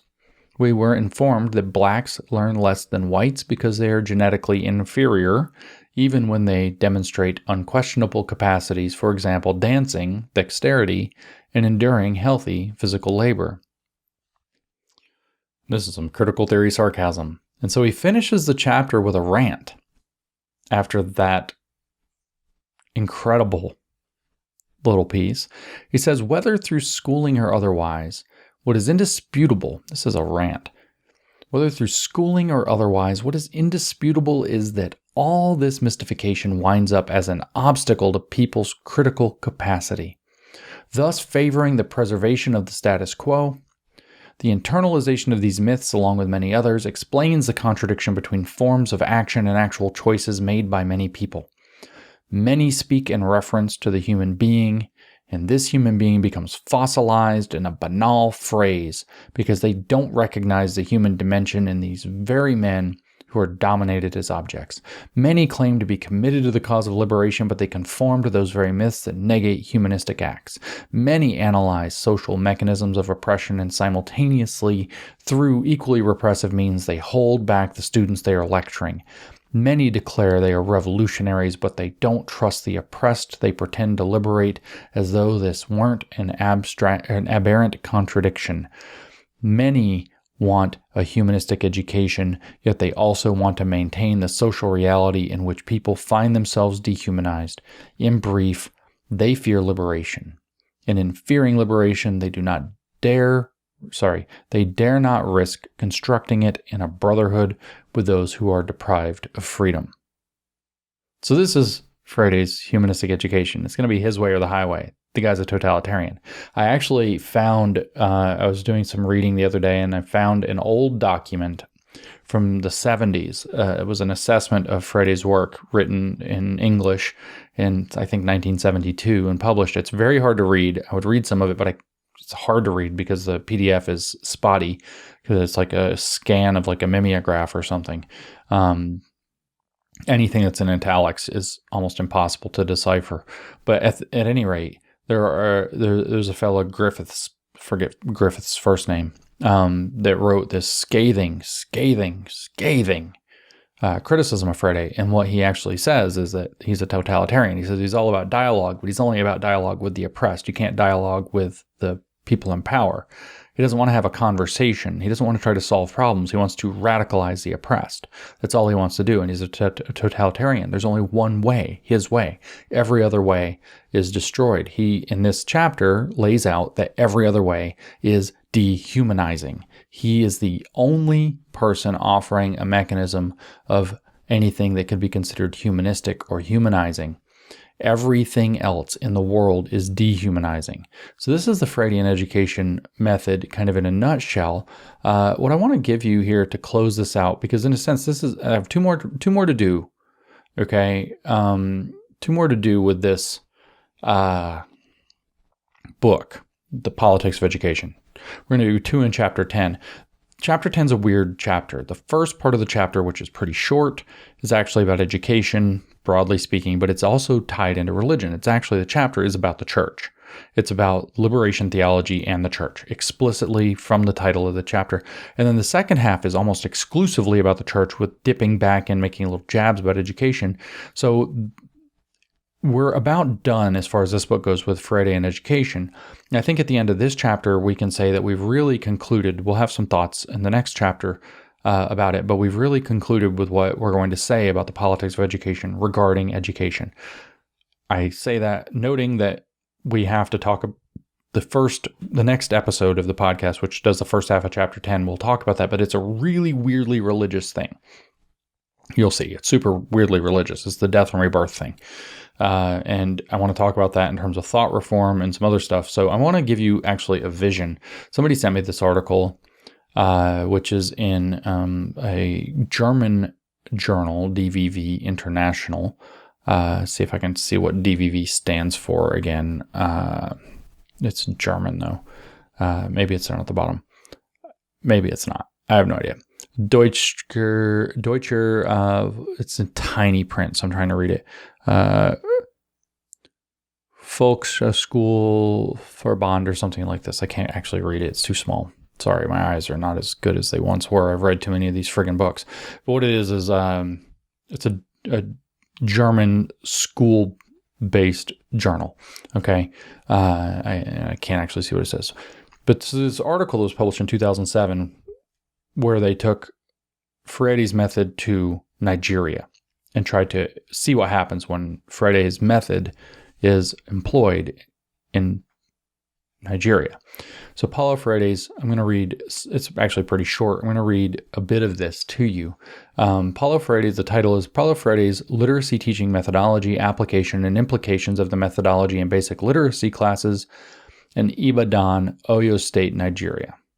It's the abstract to the paper says the findings of the study showed that three prominent issues, mismanagement of the nation's resources, leadership and corruption, as well as the political crisis in the states, dominated the discussion of learners at stage 1 of the Freirean process. At stage 2, the generative words discovered by the facilitators were crude oil, stealing, pocket, begging, poverty, suffering, crying, hunger, crisis, dying. Those words were further depicted in pictorial images showing the core situations in the lives of the people. At stage 3, the learners have been thoroughly conscientized and sensitized with the pictorial images, so thoroughly, I should say, that they were no longer interested in the acquisition of literacy skills. In other words, the first two of the purposes of Freirean methodology, political consciousness, was achieved by the study.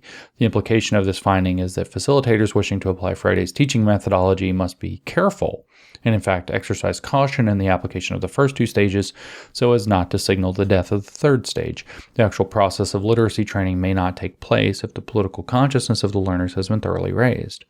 Okay, so this is a short paper describing the Freirean method and what happened when they tried to apply it in a couple or a handful of different experimental, quasi-experimental, they call it quasi-empirical schools in Nigeria, and specifically in Oyo State, Ibadan, Oyo State, Nigeria. Okay, and I'm not going to read the whole paper. I'm actually just going to kind of give the summary of the methodology and then what happened. Okay, so after a little of an introduction, they say the Freirean literacy method, and they quote Freire. They say education which fails to recognize the highly educational role of righteous anger that protests against injustice, against indifference, against exploitation and violence is wrong. So you have to have righteous anger. That's the point of education. That's a quote from Freire. They don't cite where the quote is from, so I can't tell you where it's from. It's just in a little quote box. It says, the literacy teaching method proposed by Paulo Freire comprises 3 stages. Stage 1 is tagged the study of the context. At this stage, a team studies the context in which the people live in order to determine the common vocabulary and the problems that confront the people in a particular area. To know this, words are elicited from the people themselves through informal conversations. The task of the team is to faithfully record the words and the language used by the people during the informal conversation. Okay, so stage 1 of the Freirean process put into action is to data mine people. Using dialogue, if you're doing a pure Freirean method, you're having informal conversations rather than trying to teach the people who came to you to learn how to read. For example, you just talk to them, figure out what's going on in their lives, learn their context, learn it's the study of context. And this can take place in different modes, though, than dialogue. It could be, for instance, the result of surveys, relentless surveys through social emotional learning, say in the United States, or through having friendly, personal type chats in class about relationships, about whatever that we see in all these libs of TikTok videos. Okay? So the goal is to learn the context and identify key themes where, in my opinion, or my summary, I should say, where radicalizable content is able to be derived. Stuff that will emotionally and psychologically engage and radicalize the learners. That's to be identified and recorded. How do people talk about certain things? What words do they bring up? And what they're looking for are the things that bring out the real context, the actual context in which they live, which is the Marxist understanding of those that we just discussed. Stage 2, they tell us, is tagged selection of words from the discovered vocabulary. At this stage, all the words suggested during the informal conversations of people are carefully taken note of, and the team chooses the words that are most charged with background meaning for the people. See, that's what I said. It wasn't my opinion. It's literally my summary is they pick the words that are most likely to agitate. in a Marxist direction. The team is not only interested, they say, in the typical expressions of the people, but also in words that have major emotional content for them. These words, which Freire called generative words, have power to generate other words for the learners. Yeah, also emotional reactions. Derp. Also political consciousness and radicalization. Derp, derp, derp. This is why the generative method is the theft of education. The most important criterion for the choice of a word by the team is that it must have the capacity to confront the social, cultural, and political reality in which the people live. The word must suggest and mean something important for the people. The word must provide both mental and emotional stimulation for the learners. Religion of pathos. You have to get them emotionally engaged. Stage 3 is tagged the actual process of literacy training. The stage comprises 3 substages: motivational sessions, the development of teaching materials, and literacy training, aka decodification. The motivational sessions have to do with the showing of pictures without words by the coordinator. The purpose of this is to provoke, that's your codification by the way, provoke among the learners some sort of debate and discussion about the situations in which the people live. Through this, the literate learners see themselves in the process of learning and reflecting, which helps to promote group consciousness. Okay? And it actually goes on. It says the development of teaching materials involves the team developing materials appropriate to each situation. The materials are to be developed are of 2 types. The first type consists of a set of cards or slides showing the breakdown of words into their parts. The second type is a set of cards which depict situations related to the words and designated to impress various images upon the learners. These pictures are designed to stimulate the learners to think about the situations which the words imply. Freire conceptualizes this process of developing images of concrete realities as codification. Through various picture situations in the lives of the people are codified or represented in pictorial form. The codification process is the distinctive aspect of Freudian literacy method. They not only serve as aids in the teaching process, but also help initiate and stimulate the process of critical thinking among the learners. In the literacy training decodification, each session is built around words and pictures. Here, the generative words are printed with a picture of the word. The literacy class begins to break down both the word and the picture. The learners discuss the existential situation of the word and the relationship between the word and the reality it signifies. Marxism. After this, a slide is projected showing how the word is separated into syllables. The family of the first syllable is shown. For example, the word poverty could be broken down into 3 syllables. Imagine trying to learn to read syllabically in English. Oh my God. The family of this is it works in Portuguese, but it doesn't translate. My God. The family of the first syllable, poverty, is then shown as pu, pe, pa, pi, etc.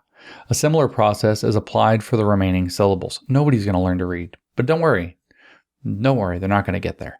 The learners are then led to create other words using these syllables in their families. At the same time, they continue to, this is how you would teach a phonetic syllabic language like Portuguese or Spanish, not, oh my God, I can't believe they would just translate it straight over into English. So stupid. Anyway, at the same time, they continue to discuss and analyze critically the real context represented in the codifications.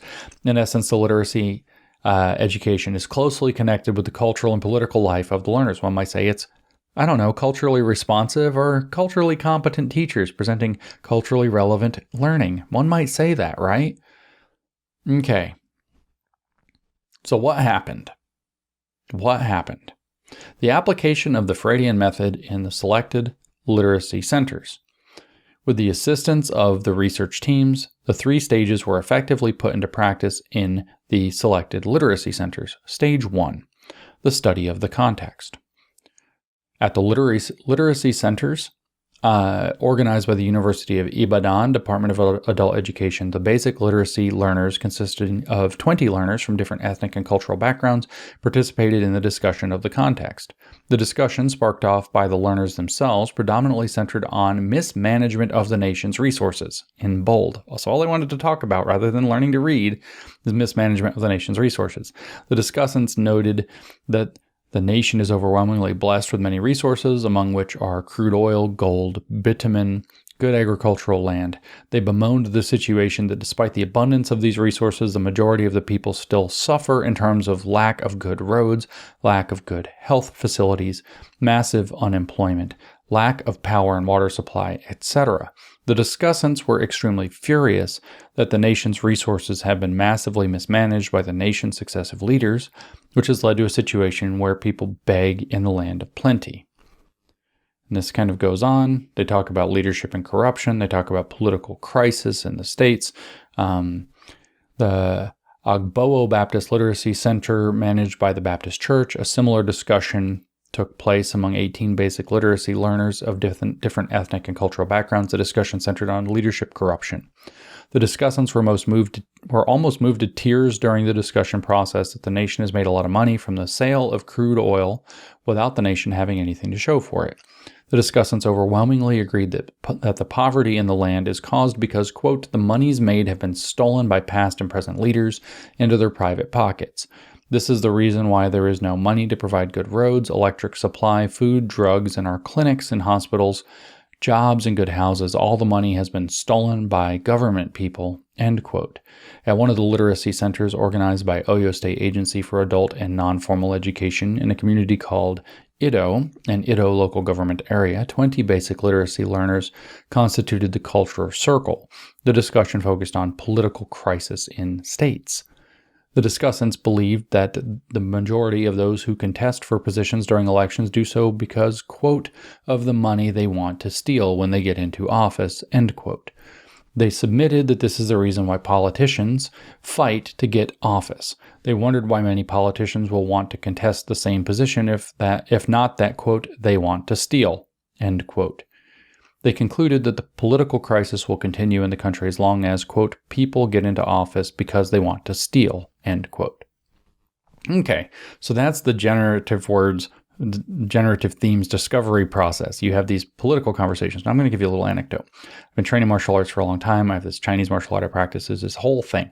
We're always talking. We're always running our mouths. We're always talking about different stuff. Sometimes it's martial arts related, sometimes it's not.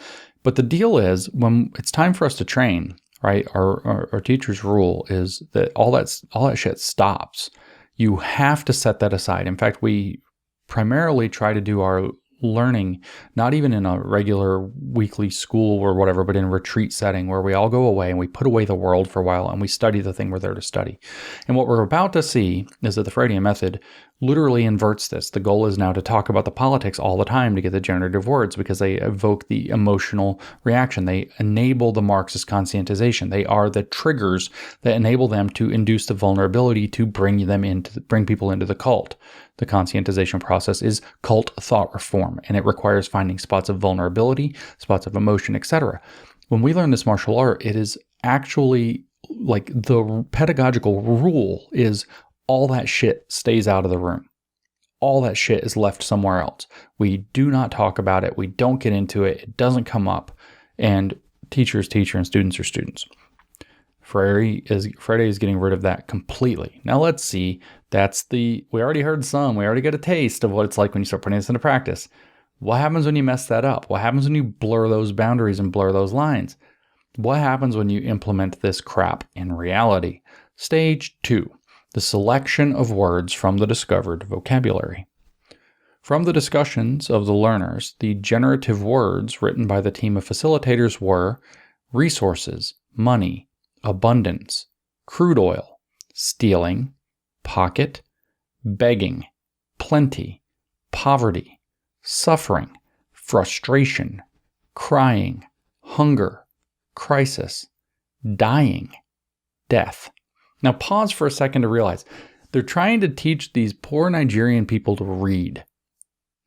Those are the friggin' words they pick? Not see dick run? Not one-syllable words that they can learn to sound out. Resources, abundance, frustration, suffering. Great. And so what happened when they brought the generative words back in the codification process? These words were later depicted in pictorial form, showing the concrete realities and situations in the lives of the people. The pictorial display provoked an emotional state of pity and anger among the discussants. Some of them could not talk, while most of them were moved to tears, asking the question, why, why, why, why? Sounds like it went great. Stage 3, the actual process of literacy training. After the completion of Stage 2, it came as a great surprise to the facilitators that the discussants were not willing to participate in the literacy teaching and training process. How the hell about that? They were in a state of emotional wreck. Wow. They were furious, angry, shouting, and restless. They were shouting, change, change, change, like an Obama rally. They were shouting, change, change, change, cursing furiously those who have in one way or the other contributed to the suffering of the people. The bottom line, acquisition of basic literacy skills did not make any meaning to them and was, in fact, irrelevant. With some of them turning and asking the facilitators, what have you people who are learned done to change the situation? Rather, you have worsened the situation when you yourself get to the position. So what happened when they tried to do the Freudian education method in Nigeria in 2007? They made the students into emotional wrecks by provoking emotional reactions and making that the center of education with inappropriate terms. Some of them could not talk, while most of them were moved to tears, asking the question, why? It doesn't even have question marks, there's exclamation marks in the text. Why? Then they refused, to the shock of the educators, they refused to participate in literacy training any longer. They didn't want to learn to read. The bottom line, acquisition of basic literacy skills, they didn't want to. The acquisition of basic literacy skills did not make any meaning to them and was in fact irrelevant. And then they turned on the facilitators. What have you done to make things better? Nothing. You just got in the position. You just made it worse. They were furious. They were angry. They were shouting. They were restless. They wanted change, change, change. Exclamation marks all over the place. They were cursing furiously. They were conscientized. That's what happened. They were conscientized. And so you send your kids to Paulo Freire's schools and you think they're going to learn to read. You think they're going to learn to write. You think they're going to learn math. You think they're going to learn history because it's an engaging method. It's culturally responsive. It's culturally relevant. It's being engaged by a culturally competent teacher. It's using social and emotional learning that's got transformative content to bring in equity that's going to be engaging for the students and meet them at the level of their emotional reactions in the terms of their social realities. And you think they're going to learn because these liars told you this more engaging education method works. But no. Let's just read that again.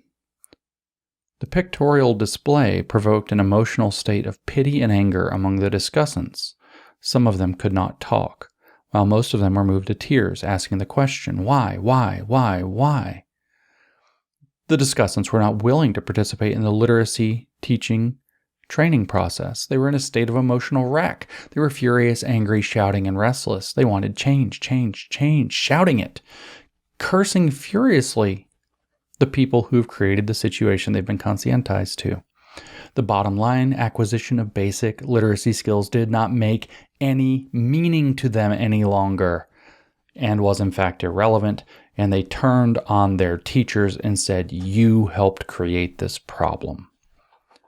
And these idiots that wrote this paper say that what this means is you've got to be careful in how you conscientize so you can still use the method because it clearly works. The point of the Freudian education is the conscientization. It is not learning to read. Your kids will not learn to read.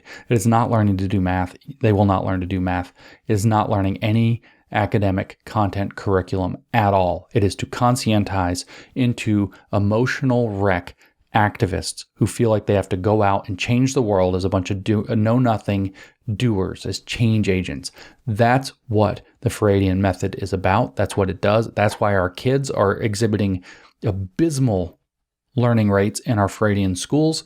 That's why they are coming out as crazed activists, as zealots. That's why they're coming home and turning on their parents and calling them racists and blaming them and the country for having created this mess that they have been conscientized into believing constitutes their actual reality. That's what this is actually about. This is humanizing education. This is what Paulo Freire has done. And so what Paulo Freire has achieved with his method being adopted so widely, thanks largely to people like Henry Drew, what has been achieved is literally, in no other terms possible, the theft of education. I don't want to say that we had a perfect education system. I don't want to talk, we can talk about values, etc., whatever you want to talk about the issues. Oh, it was this and it was that. It wasn't doing great. It could have done better. All that is way off the track. Through the generative themes that then turn into the codification, decodification, conscientization process, but through the generative themes method, education is stolen. Education is not happening anymore. The very premise of education is being stolen from our children. It is being stolen from taxpayers who think that schools are there to come up with engaging curriculum in order to educate the students, but it is not. The content itself, the reading lesson, the math lesson, the writing lesson, the history lesson, the social studies lesson, the gym class lesson, the football coach, whatever that you can systematize SEL into or whatever else has been stolen to become a conscientization tool. And once you conscientize, the students, the learners no longer see that learning academic content has any meaning for them. It doesn't matter. It's a distraction from the change that they demand at their Obama rally.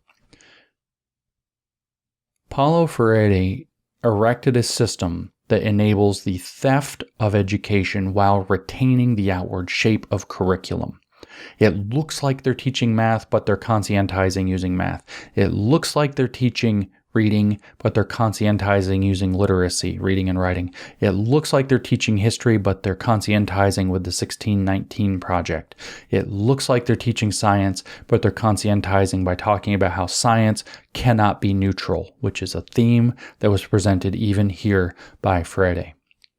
It is the theft of your children's education. It is a wholesale heist.